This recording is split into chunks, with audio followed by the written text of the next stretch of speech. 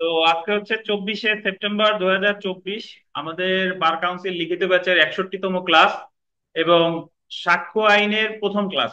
আমরা ইতিমধ্যে লিখিত ব্যাচের প্রথমে শেষ করেছিলাম দেওয়ানি কার্যবিধি, তারপরে সুনির্দিষ্ট প্রতিকার আইন, তারপরে ফৌজদারি কার্যবিধি, তারপরে দণ্ডবিধি। আমাদের 4টা সাবজেক্ট ইতিমধ্যে শেষ হয়ে গিয়েছে। আজকে আমাদের যে সাক্ষ্য আইন এটার প্রথম ক্লাস।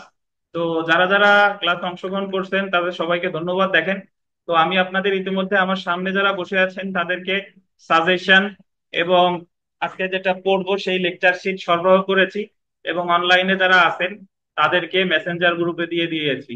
তো দেখেন, আমরা প্রথমে আমাদের সাজেশনের যে 1 নাম্বার প্রশ্ন সেটার দিকে একটু আহ দৃষ্টি দেই, একটু পড়ি। দেখেন, 1-এর ক বলছে, সাক্ষ্য আইন অনুসারে দলিলের সংজ্ঞা দিন এবং দলিলের বিষয়বস্তু প্রমাণের পদ্ধতি ব্যাখ্যা করুন। এখানে আসছে যে সাক্ষ্য আইন অনুসারে দলিলের সংজ্ঞা দিতে বলছে এবং একটা দলিল কিভাবে প্রমাণ করা যায় সেই সম্পর্কে জানতে চেয়েছে।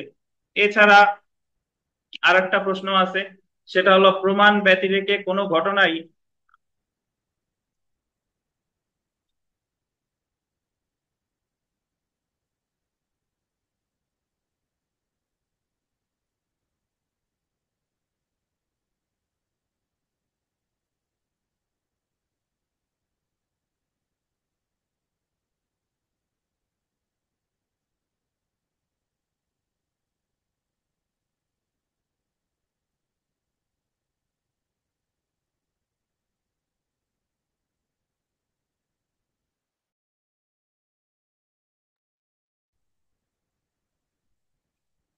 আচ্ছা, আমাদের ইলেকট্রিসিটি চলে গেছে, তো যে কারণে ওয়াইফাই ডিসকানেক্টেড হওয়ার কারণে আমাদের আমরা বিচ্ছিন্ন হয়ে গিয়েছিলাম।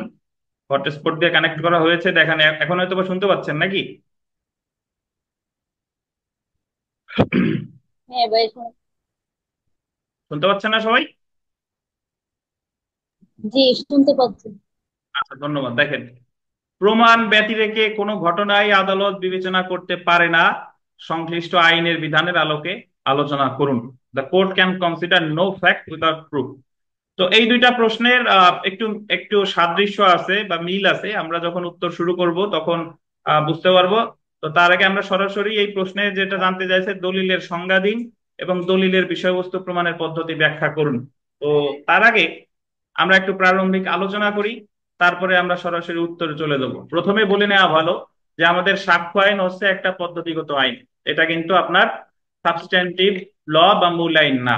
কারণ আমরা আইনের সংজ্ঞা অনুসারে যেটা জানি যে সমগ্র আইনকে 2টা শ্রেণীতে ভাগ করা যায়। একটা হচ্ছে আপনার সাবস্ট্যান্টিভ ল বা মূল আইন, আর একটা হলো আপনার প্রসিডিউরাল ল বা পদ্ধতিগত আইন। যে আইনে বিভিন্ন প্রতিকার বা শাস্তি নিয়ে আলোচনা করছে, শাস্তির সংজ্ঞা বা শাস্তি, প্রতিকার আর হলো কি শাস্তি নিয়ে আলোচনা করছে, সেই আইনকে বলে আপনার মূল আইন বা তত্ত্বগত আইন। কিন্তু ওই শাস্তি বা ওই প্রতিকার কার্যকর করার জন্য বা শাস্তি দেওয়ার জন্য কিভাবে মামলা করতে হবে, কোন পদ্ধতিতে, কিভাবে বিচার হবে, কিভাবে তদন্ত হবে, কিভাবে অনুসন্ধান হবে, কিভাবে রায় হবে, কিভাবে আপিল হবে, এই পদ্ধতিগত বিষয়গুলো যে আইনে বলা হয়েছে সেই আইনকে বলে পদ্ধতিগত আইন। তো সেই হিসেবে আপনাদের বার কাউন্সিলের যে 7টা সাবজেক্ট, এই 7টা সাবজেক্টের মধ্যে 2টা বিষয় শুধুমাত্র হচ্ছে আপনার মূল আইন বা তত্ত্বগত আইন বা সাবস্ট্যান্টিভ ল। সেই 2টা হচ্ছে আপনার দণ্ডবিধি, কারণ দণ্ডবিধিতে বিভিন্ন অপরাধের সংজ্ঞা দেওয়া হয়েছে, শাস্তি দেওয়া হয়েছে। আর একটা দেওয়ানি মামলার ক্ষেত্রে হলো সুনির্দিষ্ট প্রতিকার আইন। তো সুনির্দিষ্ট প্রতিকার আইনে বিভিন্ন প্রকার প্রতিকার দেওয়া হয়েছে, কিন্তু এই 2টা ছাড়া আর বাকি যতগুলা 5টা সাবজেক্ট আমরা পড়বো, এই 5টা সাবজেক্ট হচ্ছে আপনার পদ্ধতিগত আইন বা প্রসিডিউরাল ল। প্রসিডিউরাল ল এর আর একটা সিনোনিম হচ্ছে বা প্রতিশব্দ হচ্ছে আপনার অ্যাডজেক্টিভ ল। কারণ আহ ফৌজদারি মামলা কিভাবে দায়ের করা যায় সেটা বলা হয়েছে ফৌজদারি কার্যবিধিতে। দেওয়ানি মামলা কিভাবে দায়ের করা যায় বিস্তারিত বিধিবিধান আছে দেওয়ানি কার্যবিধিতে। এখন আমাদের এই যে সাক্ষ্য আইন, এটা দেওয়ানি মামলার ক্ষেত্রেও প্রযোজ্য, এটা ফৌজদারি মামলার ক্ষেত্রেও প্রযোজ্য। সাক্ষ্য আইনে আসলে আছে কি, সাক্ষ্য আইনে আছে আসে যে সাক্ষ্য কয় প্রকার, কোন কোন সাক্ষ্য দ্বারা মামলা প্রমাণ করা যাবে, একটা মামলা কিভাবে প্রমাণ করা যাবে, কে প্রমাণ করবে, বাদী নাকি বিবাদী, একটা মামলা প্রমাণ করতে কয়জন সাক্ষীর প্রয়োজন। এই যে যে বিধিবিধান বা এই সাক্ষ্য রিলেটেড যে বিধিবিধান, এইটা হচ্ছে আপনার সাক্ষ্য আইন। এই সাক্ষ্য আইন আমাদের মনে রাখতে হবে এটা দেওয়ানি মামলার ক্ষেত্রেও প্রযোজ্য, এটা কি ফৌজদারি মামলার ক্ষেত্রেও প্রযোজ্য। এজন্য সাক্ষ্য আইন হচ্ছে একটা কি আইন বলেন, পদ্ধতিগত আইন।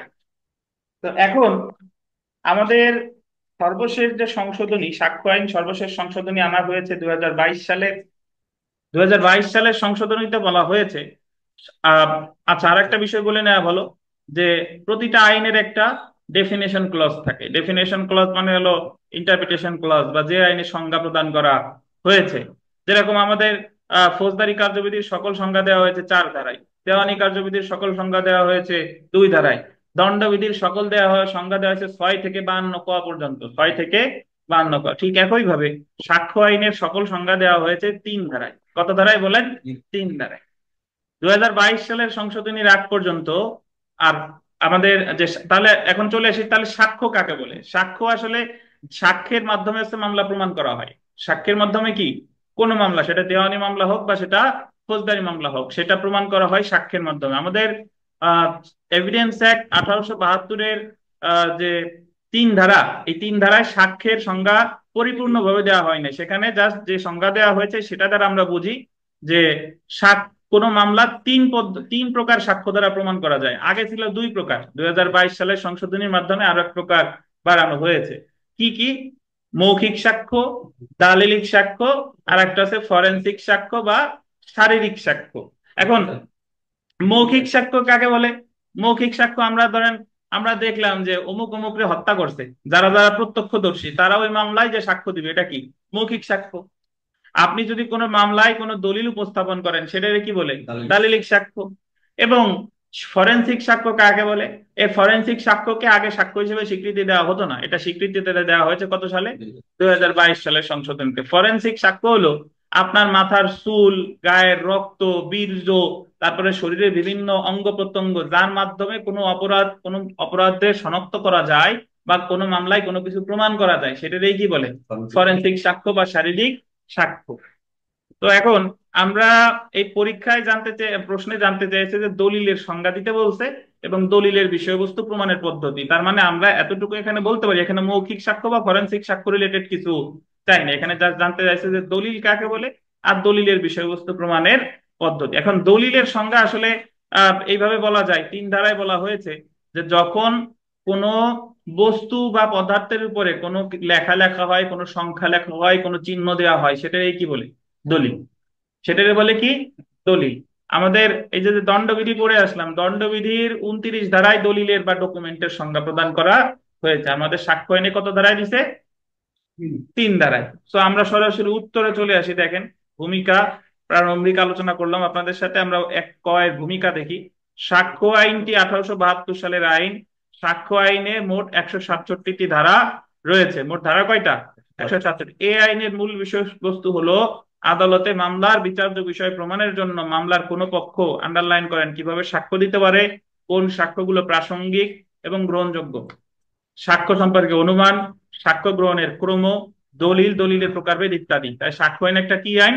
পদ্ধতিগত আইন। এটা আমরা জাস্ট একটা ভূমিকা দিলাম। এখন আমরা চলে আসি সাক্ষ্যের সংজ্ঞা। দেখেন সাক্ষ্যের সংজ্ঞা। আচ্ছা, আহ সাক্ষ্য এমন কিছু বিষয় যার মাধ্যমে কোনো কিছু প্রমাণ বা অপ্রমাণ করা যায়। মানে সাক্ষ্যের মাধ্যমে আপনি কিছু প্রমাণ করতে পারেন অথবা কিছু কি করতে পারেন? অপ্রমাণ। অপ্রমাণ মানে হচ্ছে যেটা সঠিক বলে মানে ভুল বলে প্রমাণ করতে পারে। অন্যভাবে বলতে গেলে সাক্ষ্য বলতে তর্কিত বিষয়। তর্কিত বিষয় মানে যে বিষয় নিয়ে মামলা হয়েছে, তর্কিত বিষয়ে বিচারিক সিদ্ধান্ত গ্রহণের জন্য প্রমাণের উপায় সমূহকে বোঝায়। সাক্ষ্য আইনের 3 ধারায় সাক্ষ্যের পরিপূর্ণ সংজ্ঞা প্রদান করা হয়নি। 3 ধারায় মোট 3 প্রকার সাক্ষ্যের কথা বলা হয়েছে। এই যে দেখেন, মৌখিক সাক্ষ্য বা ওরাল এভিডেন্স, দালিলিক সাক্ষ্য বা ডকুমেন্টারি এভিডেন্স, ফরেনসিক সাক্ষ্য বা কি? Forensic evidence. ফরেনসিক সাক্ষ্যের নিচে আর একটু লেখেন শারীরিক সাক্ষ্য। ফরেনসিক সাক্ষ্যের আর এক নাম কি? শারীরিক সাক্ষ্য। তো এটা কিন্তু আমাদের প্রশ্নের, আপনি লিখতে অনেক প্রশ্নে চাইছে দলিল কি, দলিলের সংজ্ঞা দাও। তা আমরা সরাসরি দলিল, দলিল কি, দলিলের সংজ্ঞা চাইছে, দলিল প্রমাণের পদ্ধতি, সরাসরি ওখানে যেতে পারতাম, বাট আমরা একটু প্রারম্ভিক আলোচনা করে নিচ্ছি আর কি, যে দলিলটা কিভাবে আসলো। দালিলিক সাক্ষ্যটা তো আসলে সাক্ষ্য থেকে, তাহলে সাক্ষ্য কয় প্রকার? 3 প্রকার, মৌখিক সাক্ষ্য, দালিলিক সাক্ষ্য আর একটা কি? ফরেনসিক সাক্ষ্য। আমরা চলে আসি এই 3টার একটু সংজ্ঞায়।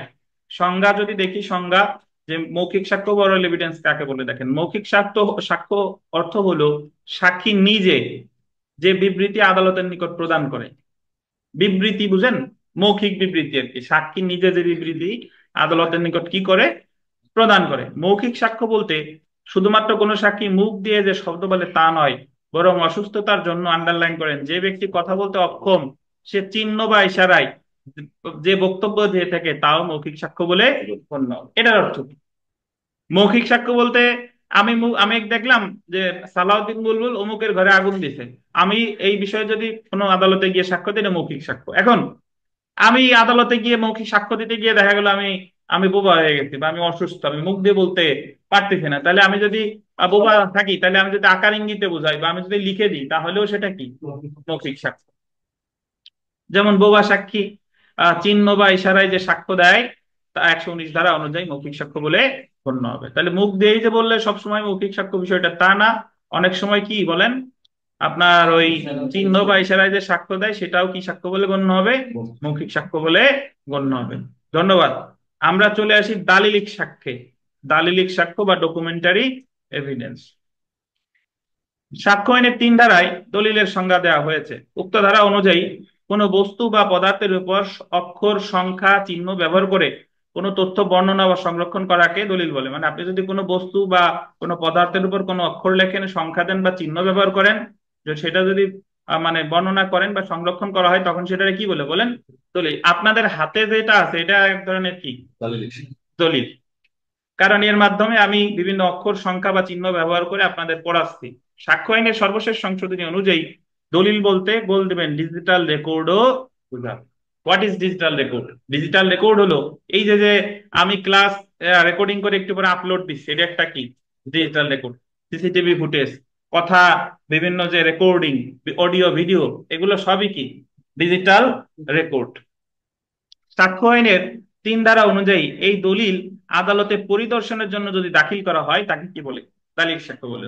যখন আপনি এই দলিলকে আদালতে পরিদর্শনের জন্য দাখিল করবেন, তখন এটা কি বলে, দালিলিক সাক্ষ্য। তাহলে আগে আমরা একটু দলিলের সংজ্ঞা দিলাম, তারপরে বললাম যখন এই দলিলটা আদালতে দাখিল করা হবে পরিদর্শনের জন্য, তখন এটাকে কি বলে, দালিলিক সাক্ষ্য। এবার আমরা চলে এসে দেখেন ফরেনসিক সাক্ষ্য। ফরেনসিক সাক্ষ্য বা ফরেনসিক এভিডেন্স। আমরা জানি ফরেনসিক সাক্ষ্যের আর এক নাম কি, শারীরিক সাক্ষ্য। এই যে দেখেন সাক্ষ্য আইনের 3 ধারা অনুসারে রক্ত, বীর্য, চুল, শরীরের সমস্ত উপাদান, অঙ্গ ভঙ্গের অংশ, ডিএনএ ইত্যাদি সম্পর্কিত সাক্ষ্যতে হয়ে গেছে, ওটা কে দেন, সাক্ষ্যকে, সাক্ষ্যকে শারীরিক বা ফরেনসিক সাক্ষ্য বলে। তাহলে আমরা সাক্ষ্যের সংজ্ঞা থেকে জানলাম যে আমাদের তাহলে সাক্ষ্যের স্বাক্ষর থেকে সংজ্ঞা থেকে জানলাম বর্তমানে সাক্ষ্য কয় প্রকার, 3 প্রকার। মানে আহ, সাক্ষ্য আরো অনেক প্রকার আছে, বাট আপাতত এতটুকু মনে রাখেন যে 3 ধারায় বলছে যে 3 প্রকার সাক্ষ্য দ্বারা কোনো মামলা প্রমাণ করতে হবে। এক, মৌখিক সাক্ষ্য বা দালিলিক সাক্ষ্য, বা কি ফরেনসিক সাক্ষ্য। এখন শুনেন, আমরা জানি সাক্ষ্য আইনের সকল সংজ্ঞা দিছে 3 ধারায়, তাহলে মৌখিক সাক্ষ্যের সংজ্ঞাও দিছে 3 ধারায়, দালিলিক সাক্ষ্যের সংজ্ঞাও কি। এখন শুনেন, মৌখিক সাক্ষ্য আমাদের এই জায়গায় লেখার বিষয়বস্তু না, কারণ এই জায়গায় প্রশ্ন আসছে যে দলিল কি, দলিলের বিষয়বস্তু প্রমাণের পদ্ধতি আলোচনা করুন। বাট তার আগে আমি একটু সাক্ষ্যের প্রকারভেদটা বললাম। বাট মৌখিক সাক্ষ্য হচ্ছে সংজ্ঞা দিছে 3 ধারায়, বা যদি পরীক্ষায় প্রশ্ন আসে যে মৌখিক সাক্ষ্য প্রমাণ করা হবে কিভাবে, তাহলে তাহলে ওটা হলো 59 আর 60, 59 আর 60। আর যদি বলে দালিলিক সাক্ষ্য কি, সংজ্ঞা 3 ধারায়, প্রমাণের পদ্ধতি এই যে দেখেন, দলিলের বিষয়বস্তু প্রমাণের পদ্ধতি 61 থেকে 65 ধারায় আলোচনা করা হয়েছে। তাহলে যদি বলে দলিলের সংজ্ঞা দিতে কয় ধারায়, 3 ধারায়। আচ্ছা, তার আগে আমি একটু স্কিপ করে চলে এসেছি, আগে দলিলের সংজ্ঞায় আসি। দেখেন 3 ধারায় দলিলের কি সংজ্ঞা আছে, যদিও উপরে একবার পড়ছি তারপরে আরেকবার পড়ি। দেখেন, দলিল বলতে কোন পদার্থের উপর প্রকাশিত বা বর্ণিত বিষয়কে বোঝায়। সাক্ষ্য আইনের 3 ধারা অনুযায়ী কোন দলিল হিসেবে গণ্য হতে নিম্নলিখিত শর্তসমূহ পূরণ করতে হবে। কি কি দেখেন, এক, কোন পদার্থের উপর প্রকাশিত বা বর্ণিত বিষয় হতে হবে, মুখের কথা দলিল না। যে কোনো পদার্থ আপনি ওই সমাধিস্থলে লেখেন, কাগজে লেখেন, কারো হাতে লেখেন, কারো চামড়ায় লেখেন, সেটাও কি দলিল। তা প্রকাশিত বা বর্ণিত বিষয় হতে হবে। 2 নাম্বার দেখেন, উক্ত পদার্থের উপর উক্ত বর্ণনা হতে হবে অক্ষর, সংখ্যা বা কি চিহ্নের সাহায্যে, অক্ষর, সংখ্যা বা চিহ্নের সাহায্যে। তারপরে দেখেন উক্ত বিষয়সমূহ ভবিষ্যতে ব্যবহার করার অভিপ্রায় ছিল বা থাকবে। এখন আপনি ডেফিনেটলি কিছুর উপর কিছু লেখেন তো একটা উদ্দেশ্য থাকে, উদ্দেশ্য থাকে না? এই যে ধরেন আমি আপনাদের এই যে প্রিন্ট কপি আপনাদের সবারই দিচ্ছি, এটার উদ্দেশ্য কি? তো এটা আমি আপনাদের পড়াবো, এটা আমি আপনাদের পড়াবো, তাহলে আপনি শুধু অক্ষর চিহ্ন সংখ্যা লিখলেই হবে না, এটা ভবিষ্যতে ব্যবহারের কি থাকতে হবে, উদ্দেশ্য বা অভিপ্রায় থাকতে হবে। এবার আমরা চলে আসি দলিলের বিষয়বস্তু প্রমাণের পদ্ধতি। দেখেন, পরে প্রশ্ন যেহেতু জানতে চাইছে দলিলের বিষয়বস্তু প্রমাণের পদ্ধতি, আন্ডারলাইন করেন 61 থেকে 65 ধারায় আলোচনা করা হয়েছে। কত ধারায়? 61 থেকে 65 ধারায় আলোচনা করা হয়েছে। নিম্নে এই সম্পর্কে বিস্তারিত আলোচনা করা। তাহলে এটা একটু বুঝেন, আমি আগে মৌখিকভাবে 61 থেকে 65 পর্যন্ত বোঝাই, তারপরে আমরা উত্তরে আসবো। মৌখিকভাবে যদি বোঝাই, 61 ধারায় বলতেছে যে দলিলের বিষয়বস্তু প্রাথমিক সাক্ষ্য অথবা মাধ্যমিক সাক্ষ্য দ্বারা প্রমাণ করা যাবে। কোন দলিলের বিষয়বস্তু প্রাথমিক সাক্ষ্য অথবা মাধ্যমিক সাক্ষ্য দ্বারা প্রমাণ করা যাবে, এই কথা বলতে কত ধারায় ভাই? 61। 62 আর 63 ধারায় বলছে প্রাথমিক সাক্ষ্য কি, মাধ্যমিক সাক্ষ্য কি।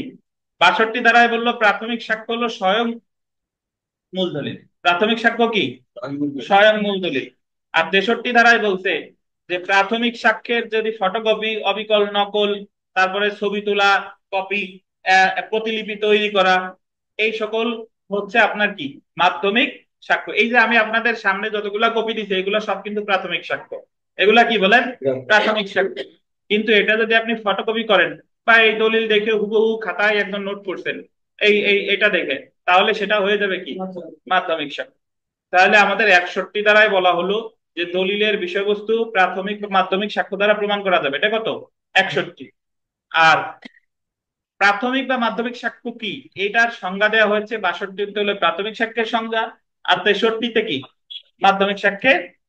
এখন 64 ধারা এসে বলতেছে যে ব্যতিক্রম ছাড়া সব সময় দলিলের বিষয়বস্তু প্রমাণ করতে হবে প্রাথমিক সাক্ষ্য দ্বারা। মানে আপনারে ওই প্রথমে বললো যে দলিলের বিষয়বস্তু দুইটা দিয়েই প্রমাণ করা যায়, পরে এসে বলতেছে যে দলিলের বিষয়বস্তু প্রমাণ করতে হবে কি দ্বারা, সব সময় প্রাথমিক সাক্ষ্য দ্বারা, মানে মূল দ্বারা, মূল দলিল দ্বারা।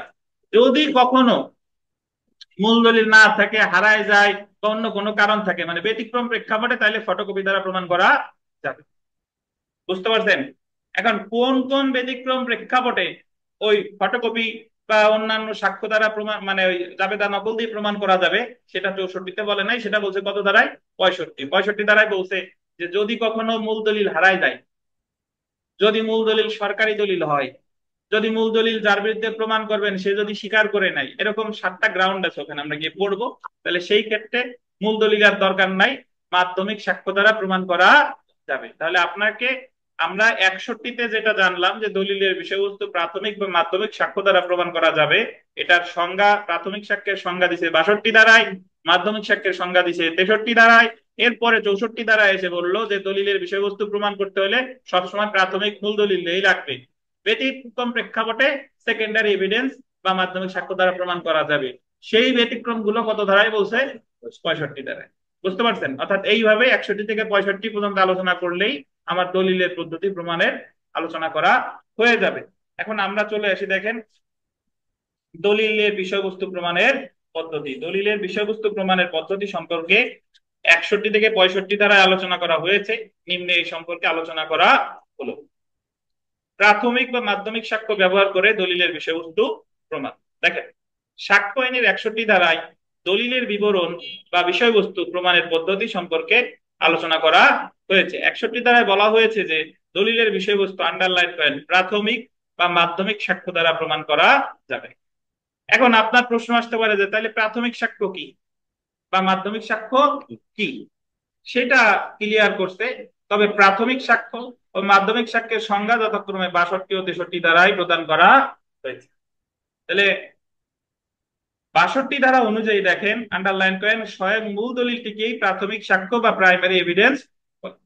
স্বয়ং মূল দলিল, আপনি একটা বিক্রয় চুক্তি বলবতের মামলা করছেন, তখন আপনারে, আপনি যে মামলার করার ক্ষেত্রে তো চুক্তিটা দেওয়া লাগে, স্বয়ং মূল দলিল যখন দেন তখন সেটা বলে কি, প্রাথমিক সাক্ষ্য। কোন ওয়াইফ যদি তার হাজবেন্ডের বিরুদ্ধে দেনমোহর, ভরণ পোষণ, তারপরে অন্যান্য যে কোনো মামলা করে, তার ওই যে যৌতুকের মামলা করলেও তার আগে ওই আহ, যে কাবিননামা ইস্যু করতে, কাবিননামা দিতে হয়। তখন আপনি ওই আর্জির সাথে যদি আহ মূল কাবিননামা দেন, সেটা কি বলে? প্রাথমিক সাক্ষ্য। আর যদি মূল কাবিননামার যদি ফটোকপি দেন, সেটা কি বলে? মাধ্যমিক সাক্ষ্য। দেখেন, 63 ধারা অনুযায়ী মূল দলিলের জাবেদা নকল বা ফটোকপিকে মাধ্যমিক সাক্ষ্য বা আন্ডারলাইন করেন গৌণ সাক্ষ্য বা সেকেন্ডারি এভিডেন্স বলে। তাহলে মাধ্যমিক সাক্ষ্যের সংজ্ঞা দেওয়া হয়েছে কত ধারায়? 63 ধারায়। আর প্রাথমিক সাক্ষ্যের সংজ্ঞা দেওয়া হয়েছে কত ধারায়? 62 ধারায়। 63 ধারা অনুসারে নিম্নোক্ত সাক্ষ্য মাধ্যমিক সাক্ষ্য বা গৌণ সাক্ষ্য বলে গণ্য হবে। কি কি আমরা একটু দেখে ফেলি। দেখেন, কোন দলিলের জাবেদা নকল। জাবেদা নকল মানে কি? Certified copy. জাবেদা নকল মানে কি? এটা জাবেদা নকলের আর একটা বাংলা সত্যায়িত কপি বা প্রতিলিপি। সত্যায়িত কপি অথবা প্রত্যায়িত কপি। সত্যায়িত কপি অথবা প্রত্যায়িত কপি, ইংরেজিতে বলে সার্টিফাইড কপি। তাহলে কোন দলিলের যে সত্যায়িত অনুলিপি, সেটারও বলে মাধ্যমিক সাক্ষ্য। মূল দলিল থেকে যান্ত্রিক উপায়ে প্রস্তুতকৃত কোন দলিলের নকল। যান্ত্রিক উপায় মানে কি? ফটোকপি করছি, ফটোকপি করলে ফটোস্ট্যাট করছি, তাহলে সেটা কি? সেটাও আপনি আপনার কাবিননামার যদি ফটোকপি করে জমা দেন, তাহলে সেটা কি? মাধ্যমিক সাক্ষ্য। মূল দলিল থেকে প্রস্তুত করা বা মূল দলিলের সাথে তুলনা করে প্রস্তুত করা, এটার অর্থ কি? এটার অর্থ হলো অনেক সময় এরকম, ধরেন মূল দলিল থেকে হুবহু ওই মূল দলিলে যা যা আছে তাই আপনি খাতায় লিখছেন, তাহলে সেটাও একটা কি দলিল? মাধ্যমিক সাক্ষ্য। 4 নাম্বার দেখেন, দলিলের প্রতিলিপি যে পক্ষ প্রতিলিপি সম্পাদন করেনি তার বিরুদ্ধে চেকের মুড়ি, চেকের মুড়ি, মুড়ি কোনটা? কোন অংশ? যেটা আপনি ভিতরে দিয়েছেন সেটা নাকি কোনটা? কেটে রাখছেন, ধন্যবাদ। তাহলে চেকের মুড়ি, এটা যদি এরকম হয়, এটা হচ্ছে আপনার, আপনার ক্ষেত্রে হচ্ছে কি বলেন? মাধ্যমিক সাক্ষ্য। কিরকম? আমি আরো ভালো উদাহরণ দিই। ধরেন ধরেন আনারুল হক সাহেব আর সালাউদ্দিন বুলবুল একটা চুক্তি করছে। এখন একটা চুক্তি করছে একটা, বাট ওনরা ওই একটা চুক্তির হুবহু 2 কপি ওনরা কাছে রাখতে চাই। তাহলে সালাউদ্দিন বুলবুলের সিগনেচার করা কপিটা আছে আনারুল হক সাহেবের কাছে, আর আনারুল হক সাহেবের সিগনেচার করা কপিটা আছে কার কাছে? সালাউদ্দিন বুলবুলের কাছে। তাহলে আনারুল হক সাহেব যে দলিলটা, যে চুক্তিটা সিগনেচার করছে, ওটা ওনার ক্ষেত্রে প্রাথমিক সাক্ষ্য, বাট ওটা মূল দলিলটা আছে কার কাছে? বুলবুলের কাছে। বুলবুলের কাছে, তাহলে বুলবুলের ক্ষেত্রে এটা হচ্ছে মাধ্যমিক সাক্ষ্য। আবার বুলবুল যে দলিলটা সিগনেচার করছে ওটা আছে তো আনারুল হক সাহেবের কাছে, ওটা বুলবুল যেটা সিগনেচার করছে এটা বুলবুলের ক্ষেত্রে প্রাথমিক সাক্ষ্য, কিন্তু আনারুল হক সাহেবের ক্ষেত্রে কি? মাধ্যমিক সাক্ষ্য। এই কারণে বলছে যে দলিলের প্রতিলিপি যে পক্ষ প্রতিলিপি সম্পাদন করেনি, আনারুল হক সাহেবের কাছে যে দলিলটা আছে সেটা কার কার স্বাক্ষর করা? বুলবুলের। তাহলে এটা আনারুল হক সাহেবের ক্ষেত্রে কি সাক্ষ্য? মাধ্যমিক সাক্ষ্য। আবার বুলবুল সম্পাদন করে নাই, বুলবুলের কাছে যে দলিলটা আছে এটা কার? আনারুল হক সাহেবের সিগনেচার করা, এটা বুলবুলের ক্ষেত্রে মাধ্যমিক সাক্ষ্য। আমরা নামাজে যাব তার আগে আরেকটা পয়েন্ট দেখেন। যে ব্যক্তি দলিলটি দেখেছেন, যে ব্যক্তি দলিলটি দেখেছেন ওই দলিল সম্পর্কে উক্ত ব্যক্তির মৌখিক সাক্ষ্য। ধরেন অনেক কপি, অনেক দলিল আছে যেগুলোর অস্তিত্ব ভবিষ্যতে নাও থাকতে পারে, কিন্তু একজন মানুষ যখন বেঁচে ছিল ওই দলিল সম্পর্কে তার কি ছিল? ধারণা ছিল। ধরেন গণভবন, সংসদ ভবন, অনেক দলিল কি হয়ে গেছে? লুটপাট হয়ে গেছে বা পুড়ায় গেছে, বা অনেক কিছু হইতে পারে, অনেক থানার অনেক কিছু কি হয়ে গেছে? নষ্ট হয়ে গেছে। তাহলে এই সকল ক্ষেত্রে কোন পুলিশ অফিসার যদি কোনো দলিল দেখে থাকে বা যদি কোনো সরকারি কর্মকর্তা কোনো দলিল দেখে থাকে, ভবিষ্যতে যদি ওই দলিল নিয়ে মামলার কোনো প্রশ্ন উত্থাপিত হয়, তখন সে বলতে পারে যে ওনার ওইটা তো কোটা আন্দোলন, ওই আন্দোলনের সময় এটা তো নষ্ট হয়ে গেছে, বাট আমি দেখছিলাম এই কথা ওখানে বলা আছে। তাহলে সে যদি বিবৃতিটা দিবে, এটা হলো কি সাক্ষ্য? মাধ্যমিক সাক্ষ্য। যদিও মুখ দিয়ে বলতেছে, বাট এটা কি? মাধ্যমিক সাক্ষ্য। তো এই 5টা উপায়ে আপনার যদি সাক্ষ্য প্রদান করা হয়, সেটার বলে মাধ্যমিক সাক্ষ্য। জাবেদা নকল, যান্ত্রিক উপায়ে তৈরি করা কপি, তারপর প্রস্তুত করা মূল দলিলের সাথে তুলনা করা নকল, প্রতিলিপি যে সম্পাদন করেনি তার বিরুদ্ধে, আর যে দলিলটি দেখেছে। তারপরে দেখেন, অর্থাৎ তারপরে লাইনটা দেখেন, অর্থাৎ অর্থাৎ 61 ধারা অনুসারে কোন দলিলের বিষয়বস্তু আন্ডারলাইন করেন প্রাথমিক সাক্ষ্য যেমন মূল দলিল এবং মাধ্যমিক সাক্ষ্য যেমন মূল দলিলের জাবেদা নকল, ফটোকপি ইত্যাদি দ্বারা প্রমাণ করা যেতে পারে। এখন কখন মূল দলিল লাগবে আর কখন আহ মাধ্যমিক লাগবে সেটা আবার একটু পরে আসতেছে, বাট দলিলের বিষয়বস্তু মূল দলিল দ্বারাও প্রমাণ করা যায়, আবার মাধ্যমিক সাক্ষ্য দ্বারাও প্রমাণ করা যায়। মূল দলিলের সংজ্ঞা দিল 62 দ্বারায়, আর মাধ্যমিক সাক্ষ্যের সংজ্ঞা দিল কয় দ্বারায়? 63 দ্বারায়। ধন্যবাদ, আপনাদের নামাজের বিরতি 10 মিনিট পর আবার শুরু হবে।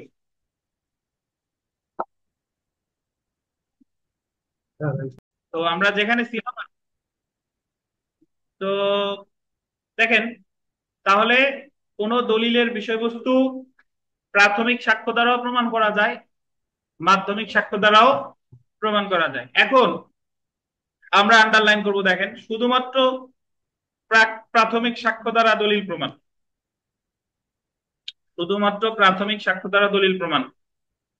যদিও 61 ধারা অনুসারে কোন দলিলের বিষয়বস্তু প্রাথমিক বা মাধ্যমিক সাক্ষ্য দ্বারা প্রমাণ করা যায়, ওই দাড়িটা কাটেন, কিন্তু সাক্ষ্য আইনের 64 ধারায় বলা হয়েছে যে ব্যতিক্রম ব্যতীত সকল ক্ষেত্রে দলিলের বিষয়বস্তু প্রাথমিক সাক্ষ্য দ্বারা প্রমাণ করতে হবে। এটার অর্থ কি?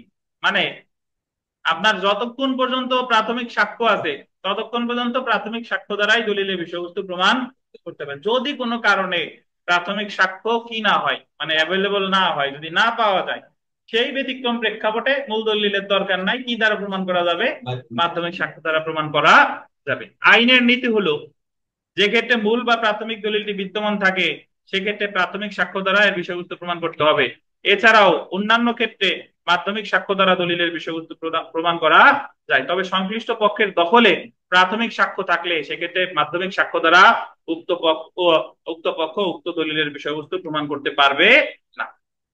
তাহলে আমরা প্রথমে দেখলাম যে দলিলের বিষয়বস্তু প্রাথমিক সাক্ষ্য মাধ্যমিক সাক্ষ্য দ্বারা প্রমাণ করা যায়, তারপরে দেখলাম দলিলের সাক্ষ্য কখন প্রাথমিক সাক্ষ্য দ্বারা প্রমাণ করা বাধ্যতামূলক, যদি আপনার কাছে মূল দলিল থাকে তাহলে মূল দলিল দ্বারাই প্রমাণ করতে হবে। এবার দেখেন যে কখন তাহলে মাধ্যমিক সাক্ষ্য দ্বারা প্রমাণ করা যায়। 65 ধারা অনুসারে গোল দিবেন 60টি ক্ষেত্রে মাধ্যমিক সাক্ষ্য দ্বারা দলিলের বিষয়বস্তু প্রমাণ করা যেতে পারে। কয়টা ক্ষেত্রে? 7টা ক্ষেত্রে, মানে 7টা ক্ষেত্রে আপনার মূল দলিলের দরকার নাই। কিভাবে দেখেন, যদি মূল দলিলটি যার বিরুদ্ধে প্রমাণ করতে হবে তার দখলে থাকে, আদালতের প্রক্রিয়ার বাইরে থাকে, বা যাকে দলিলটি হাজির করতে বলা হয়েছিল 66 ধারায় নোটিশ দেওয়ার পরেও দলিল হাজির না করলে, সেই ক্ষেত্রে মাধ্যমিক সাক্ষ্য দ্বারা দলিলের বিষয়বস্তু প্রমাণ করা যেতে পারে। কি কি বললো এখানে দেখেন, আমি একটা বিক্রয় দলিল ধরেন মামলা করছি, এখন মূল দলিলটা আছে সালাউদ্দিন বুলবুলের কাছে, আমার কাছে তো বিবাদীর কাছে মূল দলিল আছে, বাদীর কাছে মূল দলিল নাই, তাহলে আমি কি দেখাইতে পারি? জিওর না, আমি এই যে দলিলের ফটোকপি আছে বাট মূল দলিল বিবাদীর কাছে আছে, এই ক্ষেত্রে ওই মাধ্যমিক সাক্ষ্য দ্বারা প্রমাণ করা যাবে। তারপরে আদালতের প্রক্রিয়ার বাইরে থাকলে, এটার অর্থ কি? এটা মানে মূল দলিল যেখানে আছে সেখান থেকে হাজির করা কষ্টসাধ্য, এটা হলো আদালতের প্রক্রিয়ার বাইরে। অথবা যাকে দলিলটি হাজির করতে 66 ধারায় নোটিশ, 66 ধারায় দলিল হাজির করতে কারণে নোটিশ দিতে, আদালত আর কারণে নোটিশ দেয়, সমন আমরা যখন আহ দলিল হাজির করার জন্য নোটিশ দিতে পারে, নোটিশ দেওয়া পাওয়ার পরেও সে দলিল হাজির করে নাই, তাহলে দলিলের ফটোকপি দ্বারাই প্রমাণ করা যাবে। দেখেন, তারপরে দেখেন 2 নাম্বার, যার বিরুদ্ধে দলিলটি প্রমাণ করা হবে সে দলিলের বিষয়বস্তু লিখিতভাবে স্বীকার করে দিলে।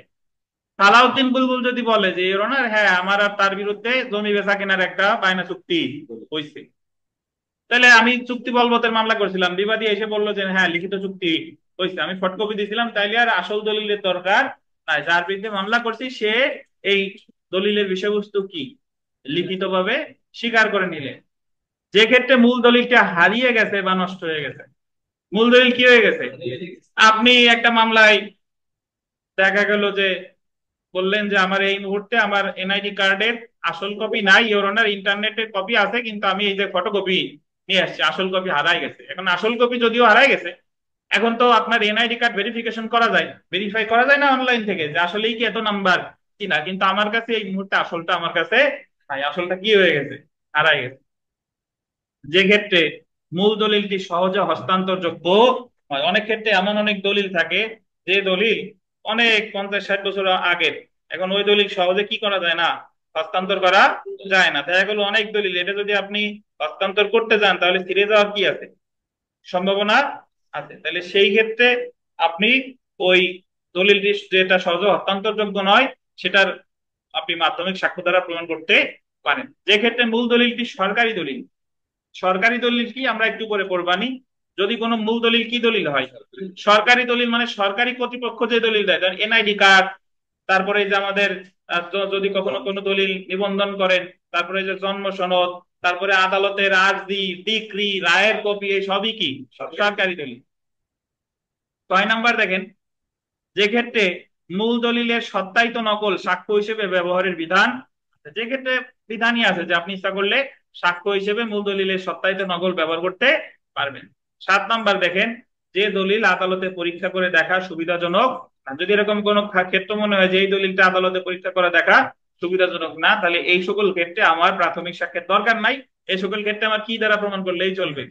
মাধ্যমিক সাক্ষ্য দ্বারা প্রমাণ করলেই চলবে। তাহলে মাধ্যমিক সাক্ষ্য বলতে এটা বোঝায় যে এর চেয়েও উত্তম সাক্ষ্য যেমন প্রাথমিক সাক্ষ্যের কি আছে, অস্তিত্ব আছে। এই কারণে কোনো মূল বা প্রাথমিক দলিল কি উপস্থাপন করা হচ্ছে না, আহ সে সন্তোষজনক ভাবে ব্যাখ্যা করতে না পারলে মাধ্যমিক সাক্ষ্য গ্রহণীয় নয়। মানে কেন সে মূল দলিল আনতে পারলো না, এটা তার আগে আদালতকে সন্তুষ্ট করতে হবে যে আমি মূল দলিল কেন আমি আনতে পারলাম না। আমার তো এই এই 65 দ্বারা 60টার যে কোনো একটা আগে আমার দেখাইতে হবে, তারপরে হলো আমি মাধ্যমিক সাক্ষ্য দ্বারা প্রমাণ করতে পারবো। অতএব আলোচনার পরিশেষে বলা যায় যে উপরোক্ত পদ্ধতি সমূহের মাধ্যমে কোনো দলিলের বিষয়বস্তু প্রমাণ করা যায়। তাহলে আমরা সরাসরি প্রশ্নে চলে আসি। দেখেন, যদি প্রশ্নটা হয় 1-এর ক অংশ দেখেন, যদি প্রশ্নটা হয় যে সাক্ষ্য আইন অনুসারে দলিলের সংজ্ঞা দিন, দলিলের বিষয়বস্তু প্রমাণের পদ্ধতি ব্যাখ্যা করুন, এইটুক যদি হয় তাহলে আমরা এতক্ষণে এইটুকুর উত্তর বললাম। বুঝতে পারছেন? সাক্ষ্য আইন অনুসারে দলিলের সংজ্ঞা দিন আর দলিলের বিষয়বস্তু প্রমাণের পদ্ধতি ব্যাখ্যা করুন। তাহলে আমার দলিলের সংজ্ঞা দিতে গিয়ে আমি আগে সাক্ষ্যের সংজ্ঞা দিছি, তারপরে সাক্ষ্য কয় প্রকার সেটা দিছি, তারপরে দলিলের সংজ্ঞা দিছি, তারপর আলোচনা করছি 61 থেকে কত দ্বারা 65। বুঝতে পারছেন? এইটুকুর উত্তর অতটুকু।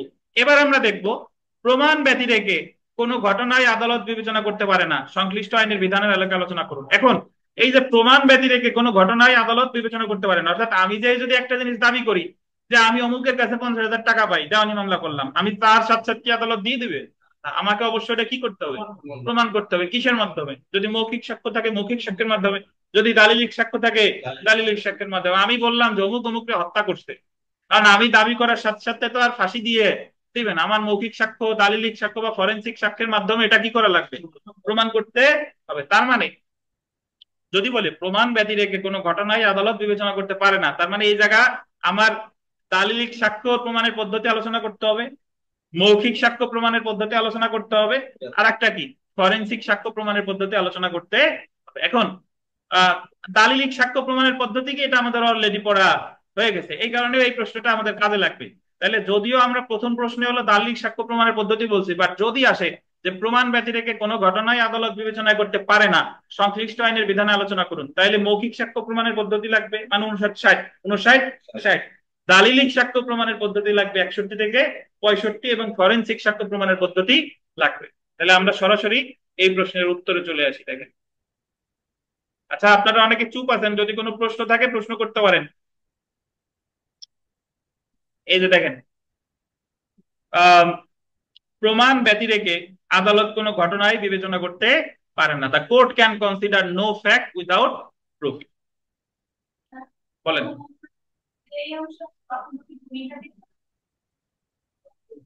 দিবেন, মন চাইলে দিবেন।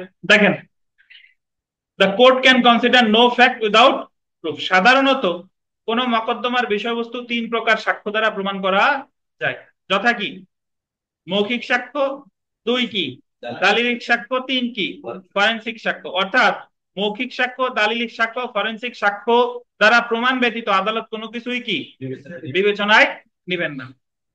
আপনি আপনার নিজের থেকে আরো কতগুলো কথা এখানে লিখতে পারেন, যে আপনি বলতে পারেন যে কোনো পক্ষ যখন মামলা দায়ের করে মামলা দায়েরের সাথে সাথেই আদালত তাকে প্রতিকার দিয়ে দেয় না, বরং ওই বিষয়টা তাকে প্রমাণ করতে হয়। দেওয়ানি মামলার ক্ষেত্রে বাদী যে দাবি করে তা বাদীকেই প্রমাণ করতে হয়, ফৌজদারি মামলার ক্ষেত্রে রাষ্ট্রপক্ষ বা অভিযোগকারী পক্ষ যে দাবি করে তা তাকেই প্রমাণ করতে হয়। এখন এই প্রমাণটা কিভাবে করবে? এই প্রমাণটা সে মৌখিক সাক্ষ্য দ্বারা প্রমাণ করতে পারে, দালিলিক সাক্ষ্য দ্বারা প্রমাণ করতে পারে, অথবা কি ফরেনসিক সাক্ষ্য দ্বারা প্রমাণ করতে পারে। প্রমাণ যতক্ষণ পর্যন্ত আপনি না করবেন ততক্ষণ পর্যন্ত কিন্তু এটা কি বলেন, ঘটনায় আদালত কি বিবেচনা করবে না। আচ্ছা, এখন আমরা চলে আসি তাহলে যে মৌখিক সাক্ষ্য দ্বারা প্রমাণ আসলে কি। চলে আসি, দেখেন 1 নাম্বার মৌখিক সাক্ষ্য দ্বারা মৌখিক সাক্ষ্য সাক্ষ্য আইনের আন্ডারলাইন করেন, সাক্ষ্য আইনের 3 ধারা অনুযায়ী মৌখিক সাক্ষ্য অর্থ হলো সাক্ষী নিজে যে বিবৃতি আদালতের নিকট প্রদান করে। মৌখিক সাক্ষ্য বলতে শুধুমাত্র কোনো সাক্ষী মুখ দিয়ে যে শব্দ বলে তা নয়, বরং অসুস্থতার জন্য যে ব্যক্তির কথা কথা লেখেন, কথা হয়ে গেছে, কথা বলতে অক্ষম, কথা বলতে কি অক্ষম, সে চিহ্ন বা ইশারায় যে বক্তব্য দিয়ে থাকে তাও মৌখিক সাক্ষ্য বলে গণ্য হবে। যেমন বোবা সাক্ষী চিহ্ন বা ইশারায় যে সাক্ষ্য দেয় 119 ধারা অনুযায়ী তা মৌখিক সাক্ষ্য বলে গণ্য হবে। তাহলে মৌখিক সাক্ষ্যের সংজ্ঞা দিছে কত ধারায়? 3 ধারায়। এখন দেখেন মৌখিক সাক্ষ্য প্রমাণের পদ্ধতি সম্পর্কে সাক্ষ্য আইনের 59 ও 60 ধারায় আলোচনা করা হয়েছে। দালিলিক সাক্ষ্য প্রমাণের পদ্ধতি বলছে কত? 61 থেকে 65। আর মৌখিক সাক্ষ্য প্রমাণের পদ্ধতি বলছে 59 থেকে 60। 59 ধারায় বলা হয়েছে দলিলের দলিলের লেখেন দলিলের বিষয়বস্তু ব্যতীত, দলিলে দলিলে না একটা র দেন, দলিলের বিষয়বস্তু ব্যতীত সকল বিষয় মৌখিক, সকল বিষয় মৌখিক সাক্ষ্য দ্বারা প্রমাণ করা যায়। সকল বিষয় লেখেন, সকল বিষয় না, সকল বিষয়। দলিলের বিষয়বস্তু ব্যতীত সকল বিষয় মৌখিক সাক্ষ্য দ্বারা প্রমাণ করা যায়। এটার অর্থ কি? এটার অর্থ হলো যে জায়গায় দলিল দরকার সে জায়গায় দলিল নেই দেখাইতে হবে, ওই জায়গায় মৌখিক সাক্ষ্য দিলে হবে না। আমি আমি জাকারিয়া আমার কাছে একটা জমি বিক্রি করতে চাইছে, আমি একটা জমি কিনতে চাইছি, এখন আমি 5 লাখ টাকা অ্যাডভান্স দিছি, বায়না দিলাম, পরবর্তীতে জাকারিয়া বলতেছে না আপনার কাছে আমি জমি বিক্রি করবো না। তাইলে আমি যদি চুক্তি বলবতের মামলা করি, আমার এই এই যে যে বায়না চুক্তি হয়েছে এটা লিখিত কি আদালতে দেখাইতে হবে, কারণ আমি আমার আসল কপি নাই। আমি যদি বলি যে চুক্তি হয়েছিল ওই কপিটা নাই, বাট সালাউদ্দিন বলবো নানানুল হক আর এই যে আমাদের আরাফাত সাহেব সাক্ষী উন্না দেখছে, এটা হবে না। যে জায়গায় দলিলের বিষয়বস্তু আছে সে জায়গা কি আপনি বলেন যে প্রাথমিক সাক্ষ্য না দেখান, আপনি তো কি দেখাবেন?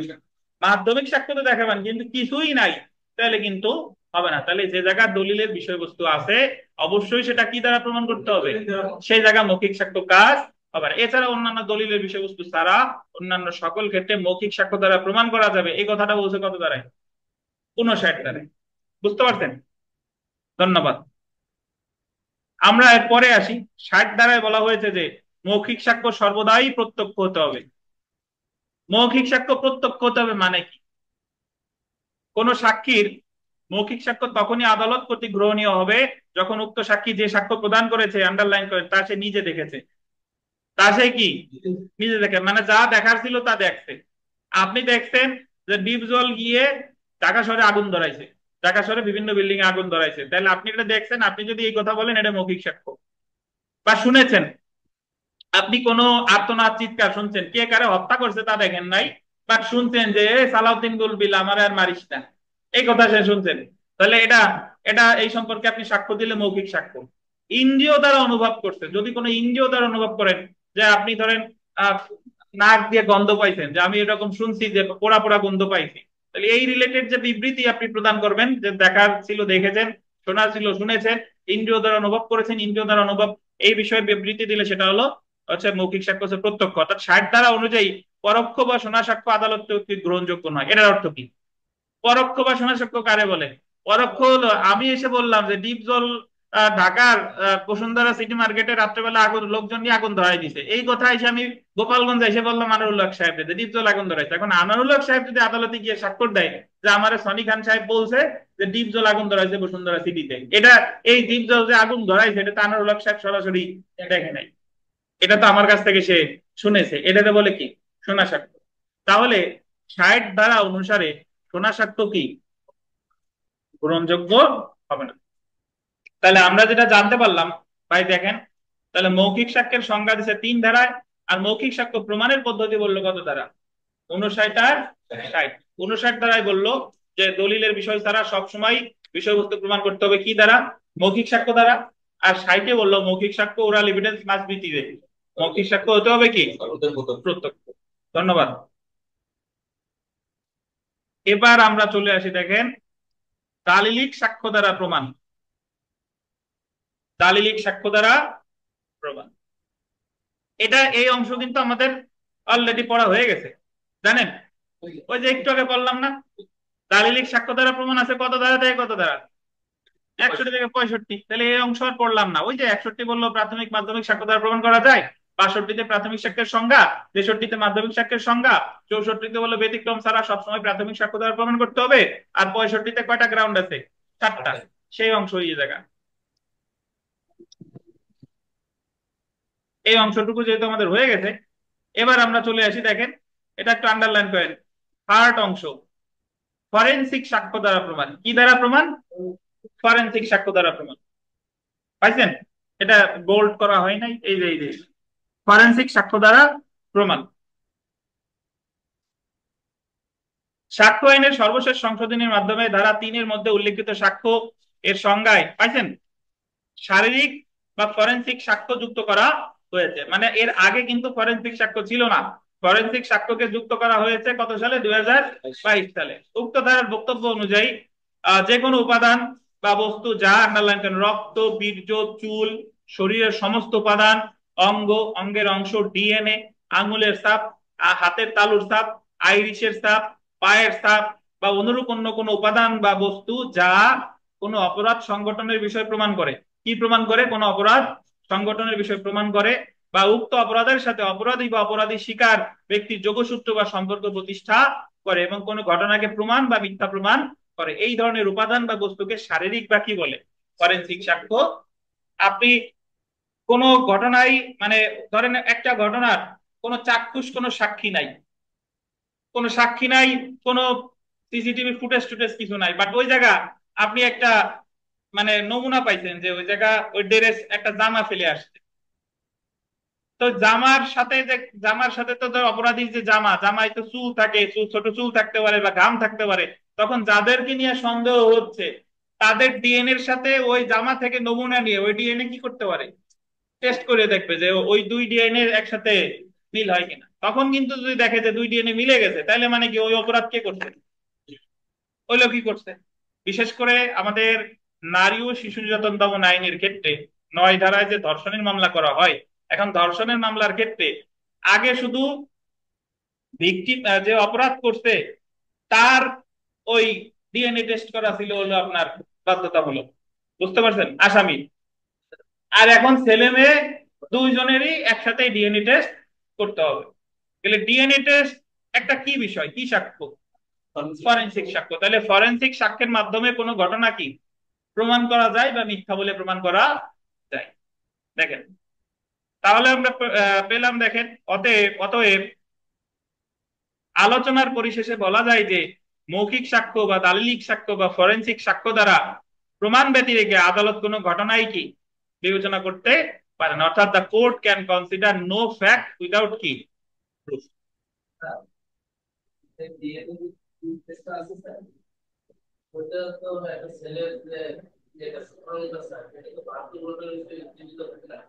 কি?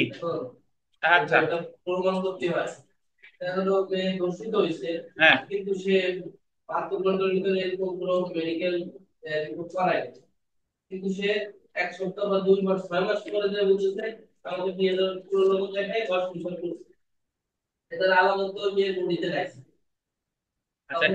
তখন অন্য সাক্ষ্য দ্বারা, হ্যাঁ হ্যাঁ, এখন ওটা মেডিকেল সায়েন্সের বিষয়, কি আছে না না আছে আমার এক্সাক্ট জানা নাই, বাট ডেফিনেটলি তো আপনার প্রমাণের পদ্ধতি আছে। আর ওই সকল ক্ষেত্রে যে মামলাগুলো করা হয় অধিকাংশ আমাদের ধর্ষণের সংজ্ঞার সাথে ওই মামলাগুলোর ফ্যাক্ট মেলে না, বুঝতে পারছেন? ধর্ষণের মামলা কখন করে? ধরেন একজন, তারা দুইজনে একসাথে সম্পর্ক ছিল, এখন বিয়ে করতে রাজি হচ্ছে না, এখন যে কি করছেন? ধর্ষণের মামলা করছেন। বাট যদি এটাও হয় হলো যে আমাদের দণ্ডবিধির 493 ধারা, এক্স্যাক্টলি হয় 493, যে প্রতারণা, বিয়ের উদ্দেশ্যে যদি প্রতারণা করে যৌন সহবাস করে সেটা। কিন্তু ধর্ষণের ক্ষেত্রে তো অ্যাকচুয়ালি ওই 375 ধারা যে সংজ্ঞা আছে, ইস্তার বিরুদ্ধে সম্মতি তারা ভয় দেখিয়ে, বা যাই হোক সেটা অন্য বিষয়। দেখেন, অতএব আলোচনার পরিশেষে বলা যায় যে মৌখিক বা দালিলিক সাক্ষ্য বা ফরেনসিক সাক্ষ্য দ্বারা প্রমাণ ব্যতিরেকে আদালত কোনো ঘটনাই বিবেচনা করতে পারে না। অর্থাৎ the court can consider no fact without proof. এখন আপনাদের একটা যে জিনিসটা আমার বলা দরকার সেটা হলো, ধরেন প্রশ্নে আসছিল that the court can consider no fact without proof. এখন আপনারা করেন কি, এই ইংলিশ লাইনটা কোনো জায়গায় লেখেন না, না লেখেন আগে, না লেখেন পরে, আপনারা আপনার মতো বাংলা আলোচনা করে দিয়ে চলে যান। এভাবে করলে হবে না, হয় আপনি প্রথমে ইংলিশ লাইনটা ব্যাখ্যা করবেন, আর না হলে কি এই এই আলোচনা দিয়ে শেষ করবেন। এটা কার নিচে পড়ছে কার? আচ্ছা, হ্যাঁ রহমত সাহেব একটু বাইরে গেছে।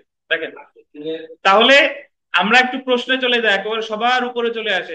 প্রশ্নে যদি দেখি যে যদি বলে যে সাক্ষ্য আইন অনুসারে দলিলের সংজ্ঞা দিন, দলিলের বিষয়বস্তু প্রমাণের পদ্ধতি ব্যাখ্যা করুন, তাহলে আমার শুধু 3 ধারা এবং 61 থেকে 65 ধারা আলোচনা করলেই কি হচ্ছে। যদি বলে প্রমাণ ব্যতি রেখে কোনো ঘটনাই আদালত বিবেচনা করতে পারে না, সংশ্লিষ্ট আইনের বিধানের আলোকে আলোচনা করুন, বা the court can consider no fact without proof, তাহলে আমার আলোচনা করতে হবে মৌখিক সাক্ষ্য দ্বারা প্রমাণ, দালিলিক সাক্ষ্য প্রমাণের পদ্ধতি, ফরেনসিক সাক্ষ্য প্রমাণের পদ্ধতি। তারপরে আলোচনা পরিশেষে বলা যায় যে যে মৌখিক সাক্ষ্য দ্বারা, দালিলিক সাক্ষ্য দ্বারা বা ফরেনসিক সাক্ষ্য বিবেচনা ব্যতীত আদালত কোনো ঘটনা প্রমাণে মানে প্রমাণের ক্ষেত্রে বিবেচনা নিতে পারে না, অর্থাৎ the court can consider no fact without proof. এটা বুঝছেন কিনা? বুঝছেন? অনলাইন অফলাইন কোনো প্রশ্ন আছে কিনা?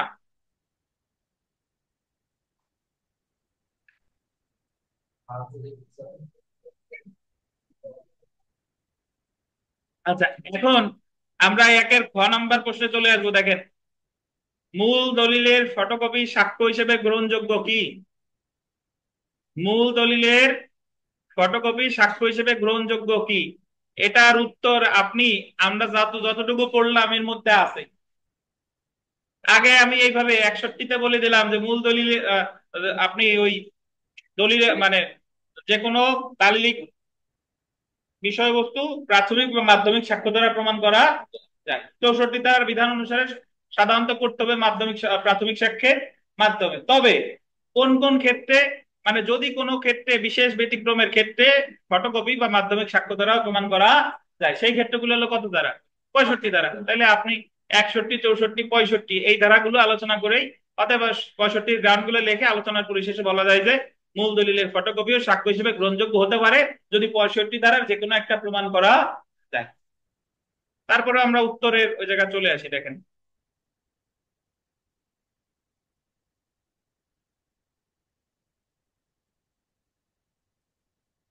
দেখেন এই যে দেখেন, মূল দলিলের ফটোকপি সাক্ষ্য হিসেবে গ্রহণযোগ্য কিনা। সাক্ষ্য আইন 1872-এর 61 ধারা অনুসারে দলিলের বিষয়বস্তু প্রাথমিক বা মাধ্যমিক সাক্ষ্য দ্বারা প্রমাণ করা যায়। 62 ধারা অনুসারে স্বয়ং মূল দলিলকে প্রাথমিক সাক্ষ্য বলে, অপরদিকে 63 ধারা অনুসারে নিম্নোক্ত দলিল সমূহ মাধ্যমিক সাক্ষ্য হিসেবে গণ্য হবে। যেরকম মূল দলিলের জাবেদা নকল, মূল দলিল থেকে যান্ত্রিক উপায়ে প্রস্তুতকৃত কোনো দলিলের নকল, মূল দলিল থেকে প্রস্তুত করা মূল দলিলের সাথে তুলনা করা প্রস্তুত করা নকল, দলিলের প্রতিলিপি যে পক্ষ প্রতিলিপি সম্পাদন করেনি তার বিরুদ্ধে, যে পক্ষ দলিলটি দেখেছেন ওই দলিল সম্পর্কে উক্ত ব্যক্তির মৌখিক সাক্ষ্য, এগুলো কিন্তু আমরা আগেই আলোচনা করেছি।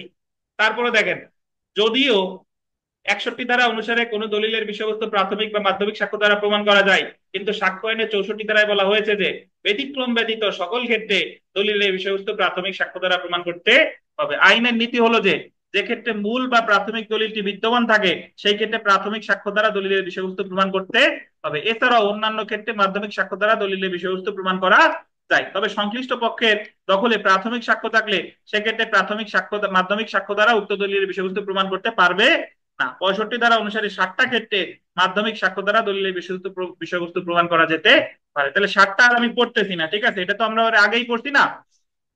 তারপরে দেখেন, অতএব দেখেন মাধ্যমিক সাক্ষ্য বলতে এটা বোঝায় যে এর চেয়েও উত্তম সাক্ষ্য যেমন প্রাথমিক সাক্ষ্যের অস্তিত্ব আছে, এই কারণে কোনো মূল বা প্রাথমিক দলিলটি উপস্থাপন করা যাচ্ছে না সে সন্তোষজনক ভাবে ব্যাখ্যা করতে না পারলে মাধ্যমিক সাক্ষ্য কি নয়, গ্রহণীয় নয়। উপরোক্ত আলোচনার পরিশেষে বলা যায় যে মূল দলিল হারিয়ে গেলে বা অস্তিত্ব না থাকলে তবেই 65 ধারার বিধান অনুসারে মূল দলিলের ফটোকপি সাক্ষ্য হিসেবে গ্রহণযোগ্য। এখন আপনি কি এত বড় প্রশ্ন লিখবেন কিনা?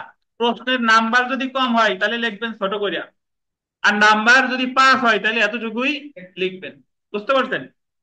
এখন আপনি আবার বলবেন যে ছোট করে কেমনে লিখবো। ছোট করে লিখতে হলে আপনার আগে পুরোটাই জানতে হবে, তারপরে আপনি এই জায়গায় যেরকম 63 ধারায় সবগুলা গ্রাউন্ড এটা আমার না লিখলেও চলে।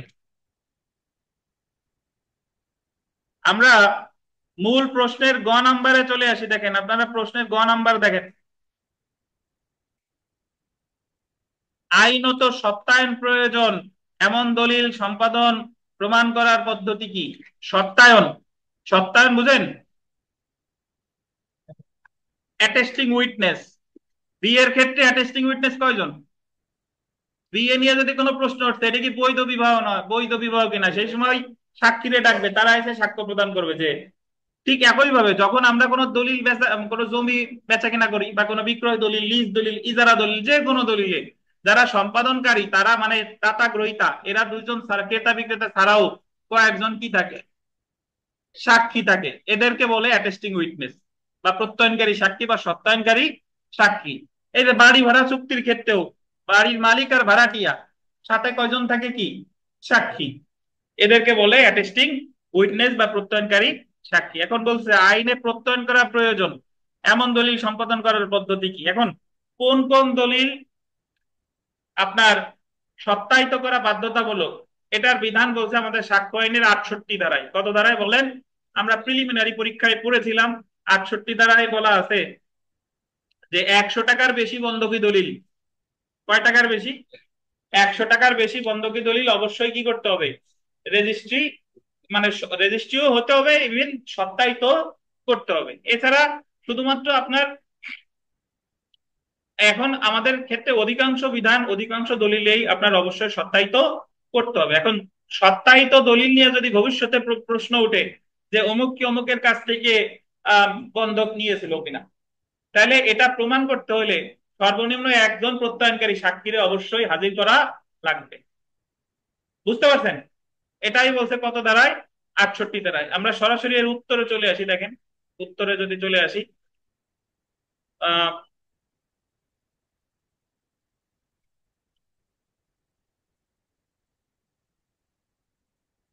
সাক্ষ্য আইনত সত্যায়ন প্রয়োজন এমন দলিল সম্পাদন প্রমাণ করার পদ্ধতি, সাক্ষ্য আইন 1872-এর ধারা 68 এর মধ্যে আইনত সত্যায়ন প্রয়োজন এমন দলিলের সম্পাদন প্রমাণ করার পদ্ধতি বর্ণিত আছে। কত ধারায়?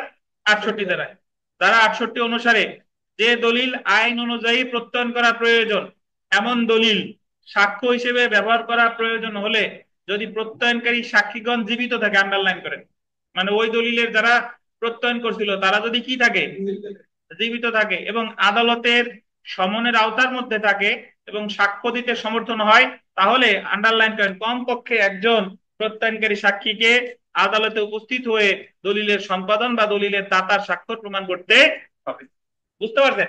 তাহলে যদি প্রত্যয়নকারী সাক্ষী জীবিত থাকে কয়জনকে লাগবে, একজনকে অবশ্যই লাগবে। এটা যে ক্ষেত্রে প্রত্যয় দলিল প্রত্যয়ন করা কি মূলক, বাধ্যতামূলক। উল্লেখ্য যে উইল ব্যতীত অন্য কোনো রেজিস্টার্ড দলিলের সম্পাদনের কথা নির্দিষ্টভাবে অস্বীকার করা না হলে উক্ত দলিলের সম্পাদন প্রমাণ করার জন্য কোনো প্রত্যয়নকারী সাক্ষীকে তলব করার প্রয়োজন হবে না। এটার অর্থ কি? এটার অর্থ হলো যে যদি কোনো দলিল রেজিস্ট্রিকৃত হয় উইল ছাড়া, উইল ছাড়া যদি কোনো দলিল কি রেজিস্ট্রিকৃত হয়, আর যদি ওই যে যারা দলিল সম্পাদন করছে তারা যদি অস্বীকার না করে, তাহলে কোনো প্রত্যয়নকারী সাক্ষীর দরকার নাই।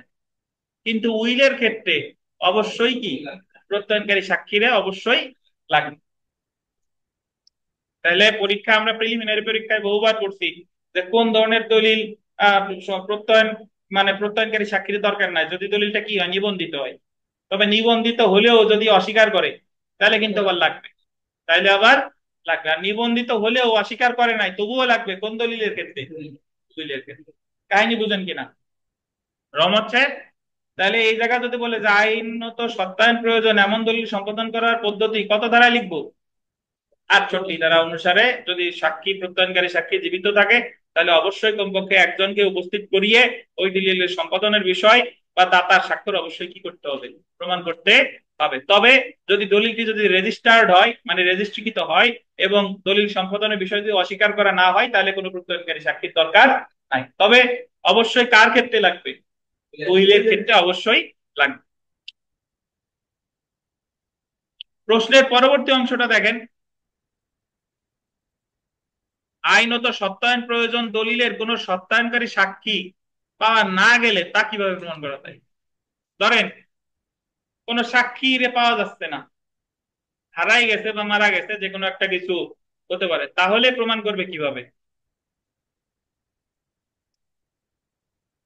সেটা প্রমাণের পদ্ধতি দেখেন যে আইনত সত্যায়ন প্রয়োজন দলিলের কোন সত্যায়নকারী সাক্ষী পাওয়া না গেলে সাক্ষ্য আইন 1872-এর আন্ডারলাইন করেন 69 ধারায় প্রত্যয়নকারী সাক্ষী পাওয়া না গেলে কিভাবে দলিল প্রমাণ করতে হবে এর বিধান আলোচনা করা হয়েছে। কত ধারায়?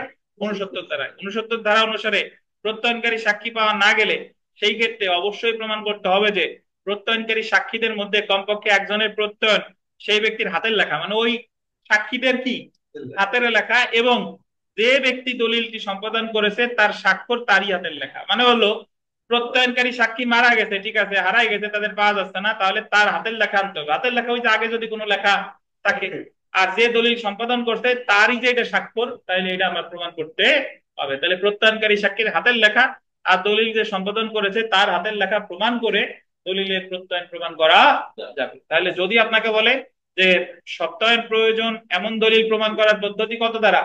68 দ্বারা। আর সত্যায়ন প্রয়োজন কিন্তু দলিলের সাক্ষী নাই, মারা গেছে, হারাই গেছে, তাহলে সেক্ষেত্রে কত দ্বারা? 69 দ্বারা। আচ্ছা, আমরা প্রশ্নের পরবর্তী অংশে আসি। দেখেন, witnesses are the eyes and ears of justice. ব্যাখ্যা করুন। উইটনেসেস, উইটনেস মানে কি? উইটনেস সাক্ষী, উইটনেসেস আর দা মানে সাক্ষীরাই হলো eyes and ears of justice. Eyes and ears বলতে বোঝাচ্ছে প্রাণ, মানে ন্যায় বিচারের প্রাণই হলো কি? সাক্ষীরা। বুঝতে পারছেন? বা ন্যায় বিচারের প্রাণী হলো কারা? সাক্ষীরা। সাক্ষীর মাধ্যমেই একটা মামলায় ন্যায় বিচার নিশ্চিত হয়। কারণ আপনি তো যে বাদী বা বাদী তো মামলা করে, কিন্তু প্রমাণের মামলাটা প্রমাণ করা হয় কিসের মাধ্যমে? সাক্ষীর মাধ্যমে। তো এটা ব্যাখ্যা করতে বলছে আর কি। তো এটা আমরা এটার উত্তরে চলে আসি। দেখেন সরাসরি,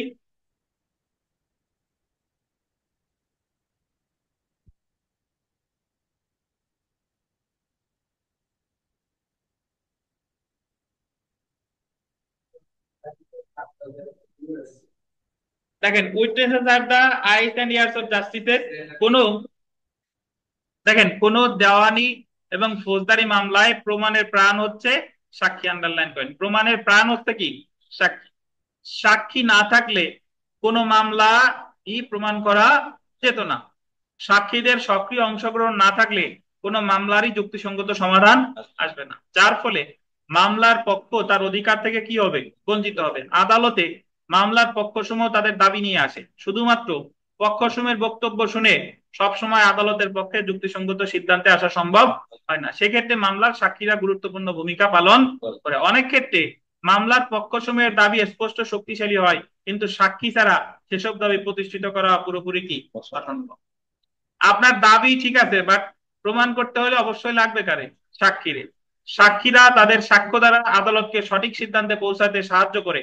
কোনো মামলায় বিচারক তার ব্যক্তিগত উপলব্ধি ব্যবহার করে মামলার সিদ্ধান্তে পৌঁছাতে পারেন না, এজন্য তাকে নির্ভর করতে হয় মামলার সাক্ষীদের উপর। সাক্ষীদের চোখ দিয়ে, আন্ডারলাইন করেন, সাক্ষীদের চোখ দিয়ে তিনি সব দেখার চেষ্টা করেন এবং তাদের কান দিয়ে শোনার চেষ্টা করেন। এভাবেই ন্যায় বিচার প্রতিষ্ঠার জন্য তিনি সামনে এগোতে থাকেন। তাই ইংরেজি দার্শনিক ও আইনবিদ জেরোমি বেনথাম বলেছেন, witnesses are the eyes and ear of justice. উক্তিটি কি? যথার্থ। এই আর কি, মানে জাস্ট আপনার ইসের মতো মনে রাখতে হবে যে একটা মামলা প্রমাণ করা হয় সাধারণত কিসের মাধ্যমে?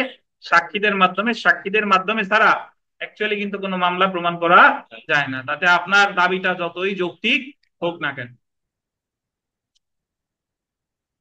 এবার আমরা খুবই গুরুত্বপূর্ণ একটা প্রশ্ন করব। দেখেন আমাদের একের নাম্বার প্রশ্নটা দেখেন, কখন এবং কোন পরিস্থিতিতে দালিলিক সাক্ষ্য মৌখিক সাক্ষ্যকে বর্জন করে, বা দালিলিক সাক্ষ্য দ্বারা মৌখিক সাক্ষ্য দালিলিক সাক্ষ্য দ্বারা মৌখিক সাক্ষ্য বর্জিত হতে পারে কিনা? স্বাক্ষরিত হতে পারে কি, এটা ভুল হয়ে গেছে, একটু ঠিক করে নেন। দালিলিক সাক্ষ্য দ্বারা মৌখিক সাক্ষ্য বর্জিত হতে পারে কি? পাইছেন প্রশ্নে?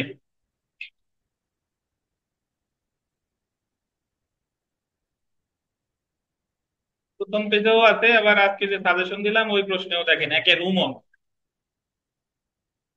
দালিলিক স্বাক্ষর দ্বারা মৌখিক সাক্ষ্য হবে, সাক্ষ্য বর্জিত হতে পারে কি? স্বাক্ষরিত কেটে সাক্ষ্য লেখেন, আর বর্জিত লেখেন।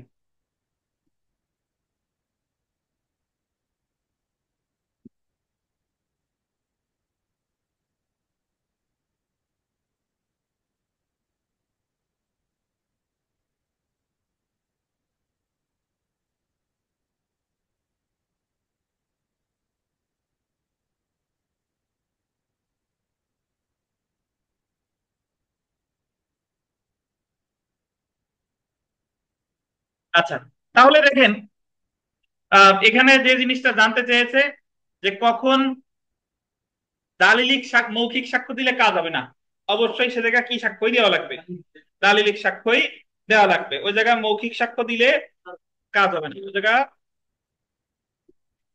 দালিলিক সাক্ষ্যই দিতে হবে। তো পরীক্ষায় প্রশ্ন আসছে যে দালিলিক সাক্ষ্য দ্বারা মৌখিক সাক্ষ্য বর্জিত হয় কিভাবে, দালিলিক সাক্ষ্য দ্বারা মৌখিক সাক্ষ্য বর্জিত হয় কিভাবে, সেটা আমরা দেখবো। দেখেন আমরা চলে আসি উত্তরে। 2 নাম্বার, দালিলিক সাক্ষ্য দ্বারা মৌখিক সাক্ষ্যকে বর্জন। সাক্ষ্য আইনের 61 ধারায় বলা হয়েছে, আন্ডারলাইন করেন, 61 ধারায় কি বলছে আমরা জানি, কোন দলিলের বিষয়বস্তু কি প্রাথমিক বা মাধ্যমিক সাক্ষ্য দ্বারা প্রমাণ করা যায়, কিন্তু 64 ধারা অনুযায়ী ব্যতিক্রম ছাড়া সকল ক্ষেত্রে প্রাথমিক সাক্ষ্য দ্বারা দলিল কি করতে হবে, প্রমাণ করতে হবে। অর্থাৎ স্বাভাবিক নিয়মে প্রাথমিক সাক্ষ্য দলিল প্রমাণের সর্বোত্তম উপায়, ব্যতিক্রম ক্ষেত্রে মাধ্যমিক সাক্ষ্য কি উপায়, বিকল্প উপায়। অন্যদিকে ধারা 59 অনুযায়ী, কত ধারা, 59 ধারা অনুযায়ী আহ বিষয় দলিলের বিষয়বস্তু ব্যতীত সকল বিষয় মৌখিক সাক্ষ্য দ্বারা প্রমাণ করা যেতে পারে। মানে এই জায়গায় 59 ধারায় বলছে যে দলিলের বিষয়বস্তুর সময় দলিল দেই লাগবে, ওই জায়গায় মৌখিক সাক্ষ্য দিলে কি হবে না, কাজ হবে না। একই বিষয় নির্দেশ করে সাক্ষ্য আইনের 6ষ্ঠ অধ্যায়ের শিরোনামে বলা হয়েছে দালিলিক সাক্ষ্য দ্বারা মৌখিক সাক্ষ্য বর্জিত হবে। দালিলিক সাক্ষ্য দ্বারা কি বলেন?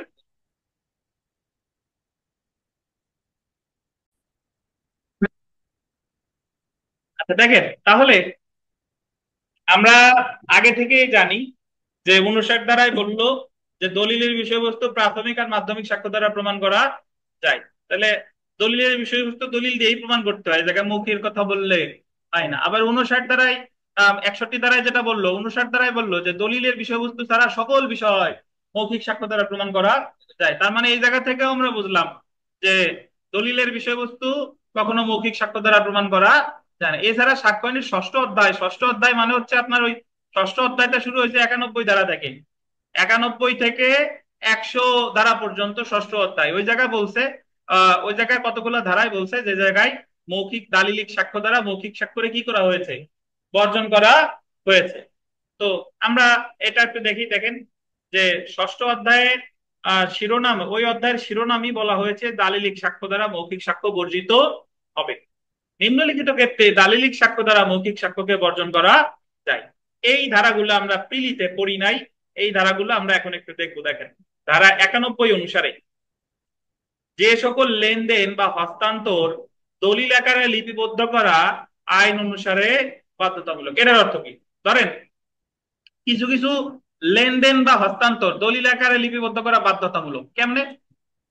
ধরেন আমরা জানি সাক্ষ্য এসআর অ্যাক্ট, স্পেসিফিক রিলিফ অ্যাক্টের 21 ক ধারায় বলছে বিক্রয় দলিল অবশ্যই কি হতে হবে, লিখিত হতে হবে আর কি নিবন্ধিত হবে। লিখিত নিবন্ধিত না হলে আপনি ওই বিষয়ে মামলা করে কোনো প্রতিকার পাবেন না। তার মানে বিক্রয় দলিল নিবন্ধিত হওয়া, স্থাবর সম্পত্তির বিক্রয় দলিল নিবন্ধিত হওয়া কি বাধ্যতামূলক। তাহলে দেখেন যে সকল লেনদেন বা হস্তান্তর দলিল আকারে লিপিবদ্ধ করা আইন অনুসারে কি বাধ্যতামূলক, এবং পক্ষগণ তা লিখিত আকারে প্রকাশ করেছে। পক্ষগণ বাধ্যতামূলক, দেন বিক্রয় চুক্তির পক্ষগণ লিখিত আকারে কি তারা প্রকাশ করেছে।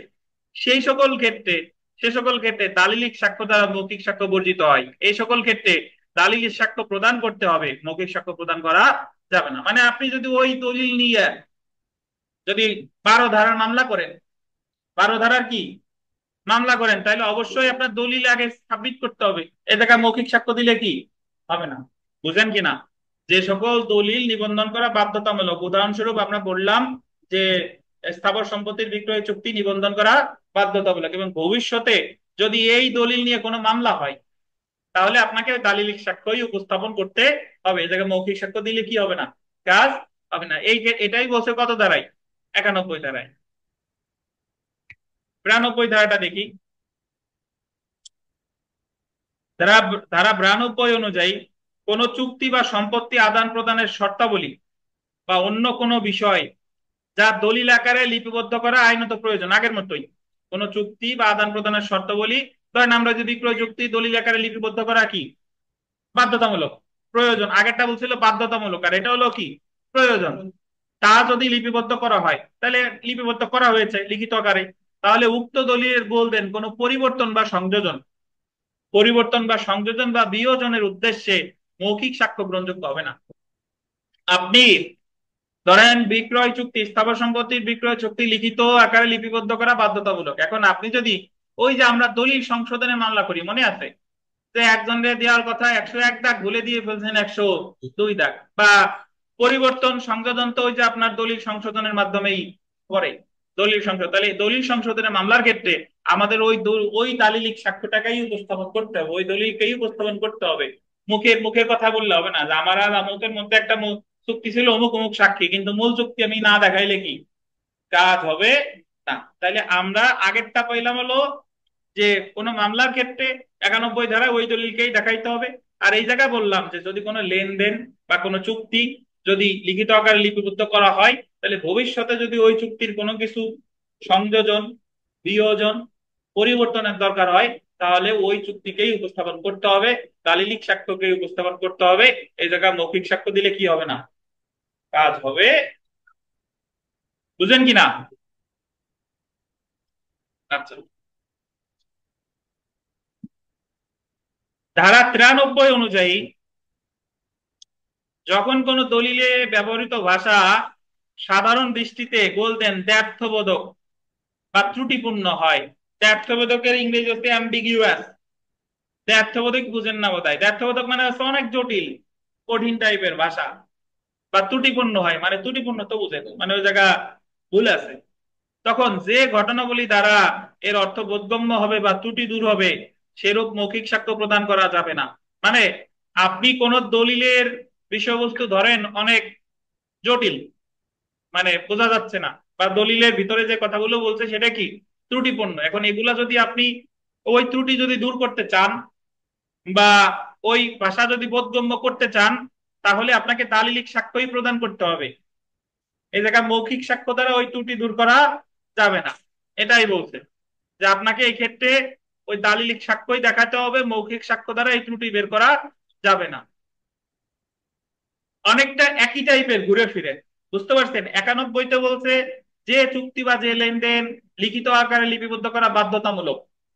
92-তে বলছিল যে চুক্তি বা লেনদেন প্রয়োজন এবং সেটা যদি সংযোজন, বিয়োজন বা পরিবর্তনের প্রয়োজন হয় তাহলে দলিলকে উপস্থাপন করতে হবে। 93-তে এসে বলল যদি কোনো চুক্তি বা দলিলের ভাষা ব্যর্থবোধক হয় অথবা ত্রুটিপূর্ণ হয়, তাহলে যদি ওই ভাষাকে সহজ করতে চান বা ত্রুটি দূর করতে চান, তাহলে দালিলিক সাক্ষ্যই দিতে হবে, মৌখিক সাক্ষ্য দিয়ে কাজ হবে না।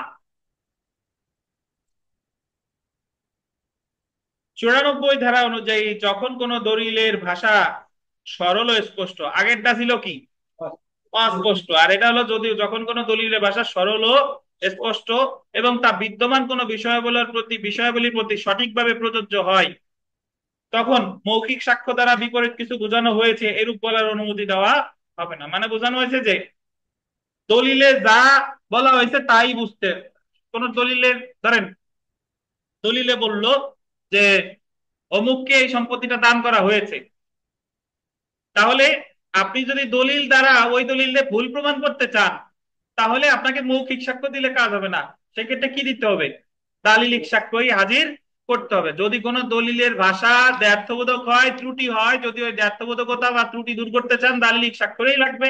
আবার যদি কোনো দলিলের ভাষা সহজ সরল বা স্পষ্ট হয় এবং ওই সহজ সরল স্পষ্ট দ্বারা যদি কোনো বিষয় ইঙ্গিত করতেছে, আপনি যদি ওই সহজ সরল ভাষারে ভুল প্রমাণ করতে চান, তাহলেও আপনাকে কি দিতে হবে, দালিলিক সাক্ষ্যই দিতে হবে। সেক্ষেত্রে অন্য কোনো সাক্ষ্য দিলে, মৌখিক সাক্ষ্য দিলে হবে না। তাহলে আমাদের এই 91, 92, 93, 94 দ্বারা এভাবেই আপনার একটু মনে রাখতে হবে যে 91-তে বলছিল যদি কোনো লেনদেন, চুক্তি, হস্তান্তর এগুলা যদি লিপিবদ্ধ করা বাধ্যতামূলক হয় এবং লিপিবদ্ধ যদি করা হয় এবং ভবিষ্যতে এই রিলেটেড যদি কোনো মামলা হয়, তাহলে আপনার ওই দালিলিক স্বাক্ষরই দরকার। 92-তে বললো যদি কোনো লেনদেন বা চুক্তি লিপিবদ্ধ করা প্রয়োজন হয় এবং ভবিষ্যতে যদি ওই দলিলের কোনো সংযোজন, বিয়োজন করার দরকার হয়, তাহলে ওই দলিলকেই লাগবে। এটা 92। 93-তে বললো যে যদি কোনো দলিলের বিষয়বস্তু দ্ব্যর্থবোধক বা ত্রুটিপূর্ণ হয়, আপনি যদি ওই দ্ব্যর্থবোধকতা দূর করতে চান বা ত্রুটি দূর করতে চান, তাহলে আপনাকে দালিলিক সাক্ষ্যই উপস্থাপন করতে হবে। এবং 94 ধারায় বলল যে যদি কোনো দলিলের ভাষা সহজ সরল এবং স্পষ্ট হয় এবং এটা দ্বারা যদি কোনো নির্দিষ্ট বিষয়কে বোঝায়, যদি কোনো ব্যক্তি এসে বলে যে না এটাই তারা অমুকরে বুঝাই নাই, তাহলে তার এটা অমুকরে যে বুঝাই নাই এটা তার দালিলিক সাক্ষ্য দ্বারাই প্রমাণ করতে হবে, এই জায়গা মৌখিক সাক্ষ্য দ্বারা প্রমাণ করলে হবে না। তাহলে দেখেন, অতএব উপরের আলোচনা থেকে এটি প্রতীয়মান হয় যে উল্লেখিত ধারাগুলো একটি নীতির উপর প্রতিষ্ঠিত, আর তা হলো দালিলিক সাক্ষ্য দ্বারা মৌখিক সাক্ষ্য কি বর্জন। মূলত ধারাগুলো দ্বারা দালিলিক সাক্ষ্যের মাধ্যমে মৌখিক সাক্ষ্যকে অগ্রহণযোগ্য করা হয়েছে। পরিশেষে বলা যায় যে যেখানে আইন অনুযায়ী দলিল দিয়ে কোনো বিষয়ে প্রমাণ করতে হয় সেখানে মৌখিক সাক্ষ্য কি বলেন, মৌখিক সাক্ষ্য অচল।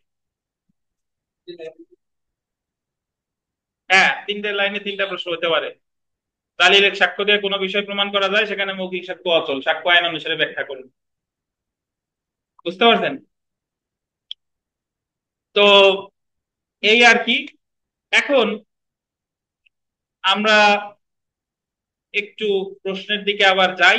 প্রশ্নটা হাতে নেন, দেখেন প্রশ্নে আসছে যে oral evidence must be direct, ব্যতিক্রম সহ ধারণাটি দ্য এভিডেন্স অ্যাক্ট 1872 আলোকে ব্যাখ্যা করুন। এটার উত্তরও যা। শ্রুত সাক্ষ্য বা হিয়ার্স এভিডেন্স বলতে কি বোঝায়, শ্রুত সাক্ষ্য আদালতে কি গ্রহণীয় আলোচনা করুন। আপনি যদি ছ পারেন তাহলে চ এর উত্তর ছ এর ভিতরে আছে। তাহলে আমরা সরাসরি উত্তরে চলে আসি। আহ শ্রুত সাক্ষ্য কিন্তু অ্যাকচুয়ালি আমরা জানি। শ্রুত সাক্ষ্যর উদাহরণ আমি দিলাম। আপনি আহ 60 ধারায় বলা হয়েছে সাক্ষ্য আইনে যে oral evidence must be direct. এটা হচ্ছে যা দেখার সে সে বিষয়ে যে সাক্ষ্য দিছে সে দেখছে, যা শোনার সে শুনে সাক্ষ্য দিছে, বা যে ইন্দ্রিয় দ্বারা অনুভব করে সাক্ষ্য দিছে। এছাড়া যদি সে অন্য কোনো ব্যক্তি, সে কিছু দেখে নাই শুনে নাই, অন্য একজন ব্যক্তির কাছ থেকে ঘটনা শুনছে, তখন সেটারে বলে কি জনশ্রুত সাক্ষ্য, শোনা সাক্ষ্য বা হিয়ারসে এভিডেন্স। তো আমাদের এই জায়গা প্রশ্ন আসছে, আগে চোয়াতে বলছে যে oral evidence must be direct, এটা আসলে কাকে বলে আমরা একটু এখানে চলে আসি। দেখেন দুইটার উত্তর একই, বাট টেকনিক্যালি উত্তর একটু আলাদাভাবে লিখতে হবে। আগে দেখেন oral evidence must be direct এই কথাটা সরাসরি বলা আছে কত দ্বারায়, 60 দ্বারায়। আদালতে কোন কোন বিষয়ে মৌখিক সাক্ষ্য প্রদান করা যাবে তা সাক্ষ্য আইনের 60 ধারায় আলোচনা করা হয়েছে। 60 ধারায় বলা হয়েছে যে মৌখিক সাক্ষ্য সর্বদা কি হতে হবে, প্রত্যক্ষ হতে হবে, অর্থাৎ oral evidence must be direct. অর্থাৎ মৌখিক সাক্ষ্য প্রদানকারী সাক্ষী যে বিষয়ে দেখা যেতে পারে সেই বিষয়ে সে কি দেখেছে, যে বিষয়ে শ্রবণ করা যেতে পারে সেই বিষয়ে শ্রবণ করেছে, এবং যে বিষয়ে ইন্দ্রিয় দ্বারা উপলব্ধি করা যেতে পারে তা সেই বিষয়ে কি উপলব্ধি বা অনুভব করেছে। এখন ওরাল এভিডেন্স মাস্ট বি ডিরেক্টের ব্যতিক্রম, ওরাল এভিডেন্স মাস্ট বি ডিরেক্টের ব্যতিক্রম, ব্যতিক্রমটা 6 নম্বর প্রশ্নে আছে। 6 নম্বর প্রশ্নে আমরা চলে আসি। দেখেন 6 নম্বর প্রশ্নে জানতে চাইছিল যে শ্রুত সাক্ষ্য, শোনা সাক্ষ্য বা হিয়ার্স এভিডেন্স কাকে বলে। তো এই জায়গাও আমরা আগে 60 ধারাটা একটু আলোচনা করে নিতে হবে। দেখেন আদালত কোন কোন বিষয়ে মৌখিক সাক্ষ্য প্রদান করা যাবে সে সম্পর্কে সাক্ষ্য আইনের 60 ধারায় আলোচনা করা হয়েছে। 60 ধারায় বলা হয়েছে মৌখিক সাক্ষ্য সর্বদা কি হতে হবে, প্রত্যক্ষ হতে হবে। অর্থাৎ মৌখিক সাক্ষ্য প্রদানকারী সাক্ষী যে বিষয়ে দেখা যেতে পারে সেই বিষয়ে সে দেখেছে, যে বিষয়ে শ্রবণ করা যেতে পারে সেই বিষয়ে শ্রবণ করেছে, এবং যে বিষয়ে ইন্দ্রিয় দ্বারা উপলব্ধি করা যেতে পারে তা সেই ইন্দ্রিয় দ্বারা উপলব্ধি বা অনুভব করেছে। অন্যদিকে সাক্ষী সংগঠিত হতে দেখে নাই, বা নিজ কানে শোনে নাই, বা ইন্দ্রিয় দ্বারা অনুভব করে নাই, এমন কোন বিষয়ে সাক্ষ্য প্রদান করা হলো জনশ্রুত সাক্ষ্য বা কি হিয়ারসে এভিডেন্স। উদাহরণে চলে আসে, দেখেন উদাহরণ দিলে আপনি বুঝবেন। দেখেন বদরুলকে জখম করার জন্য আরিফ অভিযুক্ত, মানে আসামিকে আরিফ, ভিকটিমকে বদরুল। চন্দন, ডিউক, ইমরান, ফখরুল, গামা হলো সাক্ষী। সাক্ষী কয়জন? 5 জন। চন্দন বলে যে সে দেখেছে আরিফ বদরুলকে জখম করতে, মানে চন্দন সরাসরি দেখছে। তাহলে চন্দনের যে সাক্ষ্য এটা কি হইলো, প্রত্যক্ষ সাক্ষ্য। ডিউক বলে যে সে বদরুলের চিৎকার শুনেছে যে আরিফ তাকে জখম করেছে। ডিউক বলতেছে আমি কিছু দেখি নাই, বাট আমি শুনছি। তাহলে সে শোনা সম্পর্কে যা বলতেছে এটা কি প্রত্যক্ষ সাক্ষ্য। শোনা সাক্ষ্য কেন, সে তো নিজ কানে শুনতে, নিজ কানে শুনছে। তার তার শোনা মানে সে, ধরেন আমাদের এই জায়গায় যদি কোনো ঘটনা ঘটে, এই যে নিচে যে সামনে যে দোকান আছে তাদের তো এই ঘটনা দেখা কি সম্ভব না, বাট তারা এই জায়গা থেকে কি শুনতে পারে, চিৎকার চেঁচামেচি শুনতে পারে। তারা যদি বলে যে আমরা কে কারে হত্যা করতে দেখি নাই, বাট আমরা চিৎকার চেঁচামেচি শুনছি। এটাই হলো কি প্রত্যক্ষ সাক্ষ্য। দেখেন, ইমরান বলে যে সে আরিফকে দেখেছে একটি রক্তমাখা ছুরি নিয়ে দৌড়াইতে, এবং বদরুলকে রক্তমাখা জামা পরিধান অবস্থায় দেখেছে। ইমরান বলতেছে কে কারে হত্যা করছে আমি দেখি নাই, তবে আমি যতটুকু দেখছি সেটা বললাম। আমি দেখছি যে আরিফ একটা রক্তমাখা ছুরি নিয়ে কি দৌড়াচ্ছে, আর বদরুল রক্তমাখা জামা পরিধান করা অবস্থায় আছে, আমি এতটুকু দেখছি। তাহলে সে যা দেখছে সেই সম্পর্কে যে বিবৃতি দিছে এটাই কি প্রত্যক্ষ সাক্ষ্য। তারপরে আমরা দেখি ফখরুল একজন ডাক্তার।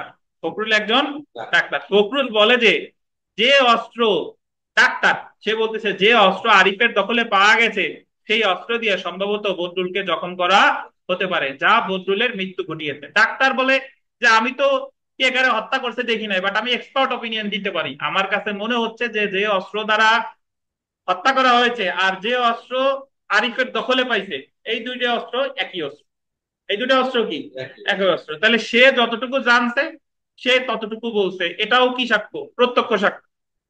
গামা বলে যে গণেশ বলে যে যে চন্দনের নিকট শুনেছে যে চন্দন দেখেছে আরিফ বদরুলকে জখম করেছে। এই জায়গা গণেশ সে বলতেছে সে শুনছে কার কাছ থেকে, চন্দনের কাছ থেকে। চন্দন বলতেছে যে আরিফ বদরুল্লে জখম করেছে।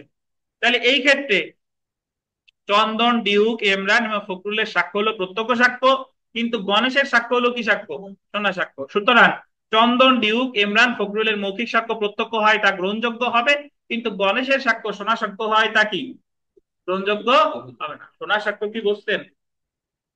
শোনা সাক্ষ্যের আবার গোল্ড এভিডেন্স বানায় না জানি, শোনা গোল্ড। শোনা সাক্ষ্য কি গ্যাস এভিডেন্স। আচ্ছা, তাহলে এখন আমার প্রশ্ন এসে যায় যে তাহলে কি কোনোদিনই শোনা সাক্ষ্য গ্রহণযোগ্য হবে না? হবে। কিছু ব্যতিক্রম আছে, সেই ব্যতিক্রম প্রেক্ষাপটে শোনা সাক্ষ্য গ্রহণযোগ্য হবে। দেখেন, সাধারণত সাক্ষ্য আইনে জনশ্রুত সাক্ষ্য প্রাসঙ্গিক নয়, তবে কিছু ক্ষেত্রে জনশ্রুত সাক্ষ্য প্রাসঙ্গিক হতে পারে। কি কি দেখেন, সংগঠিত ব্যাপার নীতি, পয়দা ফেলার পরে একটা আকার দেন। সংগঠিত ব্যাপার নীতি বা রেস গেস্টি নীতির ক্ষেত্রে, কিসের ক্ষেত্রে বলেন? সংগঠিত ব্যাপার নীতি বা কিসের ক্ষেত্রে? রেস গেস্টি নীতির ক্ষেত্রে। 2 নাম্বার রেস গেস্টি, এটা ব্র্যাকেটে লেখেন, 6 ধারা। সাক্ষ্যয়নের কয় ধারা? 6 ধারা।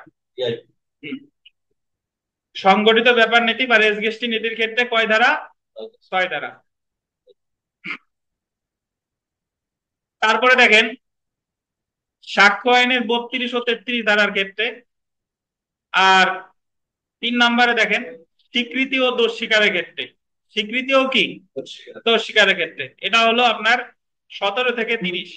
17 থেকে 30 তারা না লিখলেও সমস্যা নাই, স্বীকৃতি ও দোষ স্বীকারোক্তির ক্ষেত্রে। 17 থেকে অ্যাকচুয়ালি 31, নট 30, 17 থেকে 31 স্বীকৃতি ও দোষ স্বীকারের ক্ষেত্রে। তাহলে এই জনশ্রুত সাক্ষ্য গ্রহণযোগ্য সংগঠিত ব্যাপার নীতির ক্ষেত্রে বা রেস গেস্টি নীতির ক্ষেত্রে। এই রেস গেস্টি ব্যাপার নীতি আমাদের সাক্ষ্য আইনের কত ধারায় আছে? 6 ধারায়। সাক্ষ্য আইনের 32 ও 33 ধারায় এই জায়গায় ডাইং ডিক্লারেশন আর অন্যান্য কিছু আছে, এটা ব্যাখ্যা করব। আর একটা হলো স্বীকৃতি আর কি দোষ স্বীকারের ক্ষেত্রে।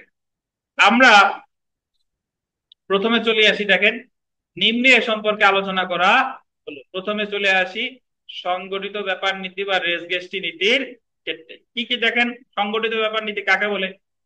কোন ঘটনা যা বিচার্য বিষয় নয় কিন্তু বিচার্য বিষয়ের সাথে এমন ভাবে সংযুক্ত যা একই কাজের অংশ হিসেবে ঘটেছিল সেগুলো প্রাসঙ্গিক। যদিও উক্ত ঘটনাসমূহ আন্ডারলাইন করেন একই স্থানে একই সময়ে বা বিভিন্ন স্থানে বিভিন্ন সময় সংগঠিত হোক না কেন, একেই সংগঠিত ব্যাপার নীতি বা রেস গেস্টি নীতি বলে। এখানে একটু এটা লেখা লাগবে না, পরে আছে, সমস্যা নাই। বিচার্য বিষয় কারে বলে এটা একটু ব্যাখ্যা দিই। বিচার্য বিষয় আমরা ফৌজদারি দেওয়ানি কার্যবিধি শেষ করে এসেছি।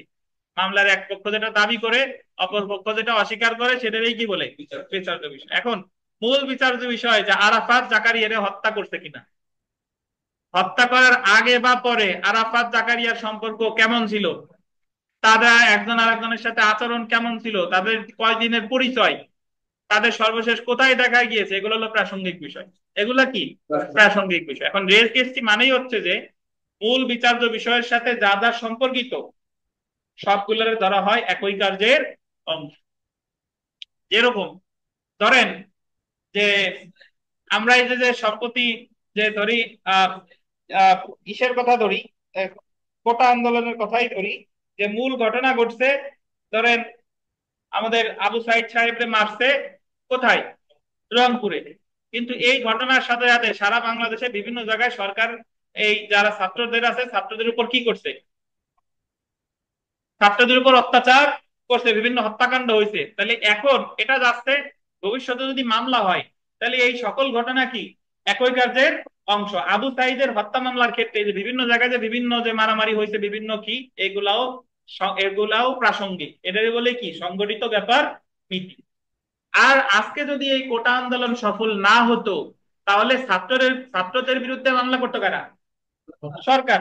তাহলে ওই যে যা আবু সাইদকে মারছে বা বিভিন্ন জায়গায় পুলিশে মারছে, পুলিশে মারার সাথে সাথে অন্যান্য যা যা আছে সেইগুলাও যে প্রাসঙ্গিক কোটা আন্দোলন যে ঢাকা করছে বিভিন্ন জায়গায় করছে সমন্বয়কদের বিরুদ্ধে বিচারের ক্ষেত্রে ধরে নেওয়া তো তারা এক জায়গার ঢাকার সমন্বয়ক ছাড়া সারা বাংলাদেশে তাদের সমন্বয়ক আছে, তাদের বিরুদ্ধে মামলার ক্ষেত্রে এটাও এই এই রেস গেস্টি নীতি প্রাসঙ্গিক হতো। বুঝতে পারছেন? অনেকক্ষণ ধরে আছেন তাহলে দেখেন উদাহরণ দেখেন। আমরা উদাহরণে তাহলে আহ যে সকল ঘটনা একই কাজের অংশ সেইগুলো প্রাসঙ্গিক, এটারে বলে কি রেস গেস্টি নীতি। দেখেন উদাহরণ, ক খকে ছুরি দিয়ে আঘাত করে গুরুতর জখম করে। কি দিয়ে আঘাত করছে, ছুরি দিয়ে। এখানে গুরুতর জখম হলো প্রধান কার্য। ঘটনার আগে বা পরে ক বা খ বা যে সকল ব্যক্তির ঘটনাস্থলে উপস্থিত ছিল তারা যে কথা বলেছে বা যা করেছে সেগুলো কি একই ঘটনার অংশ এবং সেগুলো ছয় ধারায় প্রাসঙ্গিক। রেস গেস্টি নীতি সোনা সাক্ষীর একটি ব্যতিক্রম। সোনা সাক্ষ্যের একটি কি ব্যতিক্রম। সাধারণ নিয়ম হলো সোনা সাক্ষ্য সাক্ষ্য হিসেবে গ্রহণযোগ্য না, কিন্তু যখন এটা একই কার্যের অংশ তখন সোনা সাক্ষ্য কি গ্রহণযোগ্য হবে। যখন এটা একই কার্যের অংশ তখন সোনা সাক্ষ্য গ্রহণযোগ্য হবে। তো আজকে আমরা কমপ্লিট করতে পারলাম না, আরো বেশ কিছু বিষয় আছে 32 33, এগুলো একটু খুব বিস্তারিত আলোচনা করতে হবে নাহলে সমস্যা হবে। আরো 33 যারা আছে দোষ স্বীকার স্বীকারোক্তি আছে, এগুলো আগামী দিন ইনশাল্লাহ আমরা এখান থেকে শুরু করব। এই এই এই লেকচার শিট অবশ্যই নিয়ে আসবেন, আজকে এই পর্যন্তই থাক। বুঝতে পারছেন? আর আপনাদের ওই শুক্রবারে শনিবারে এই শনিবারে পরীক্ষা আছে, এই শনিবারে হলো বাকি অংশ নিয়ে 17-র পরে যে অংশ আছে, কয়টা আছে প্রশ্ন, 17-র পরে যে অংশটুকু আছে সেই অংশটুকু ওই সাইডটা নিয়ে। বুঝতে পারছেন? পরীক্ষা অনলাইনে যারা আছেন আপনাদের কোনো প্রশ্ন আছে কিনা, না হলে আমরা বিদায় নিব।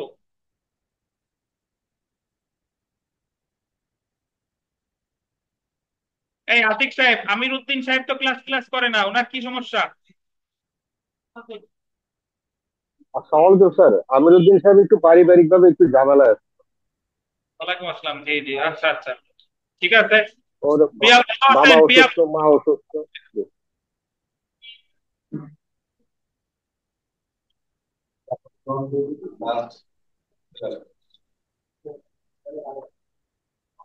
ঠিক আছে, ভালো থাকেন সবাই, আল্লাহ হাফেজ।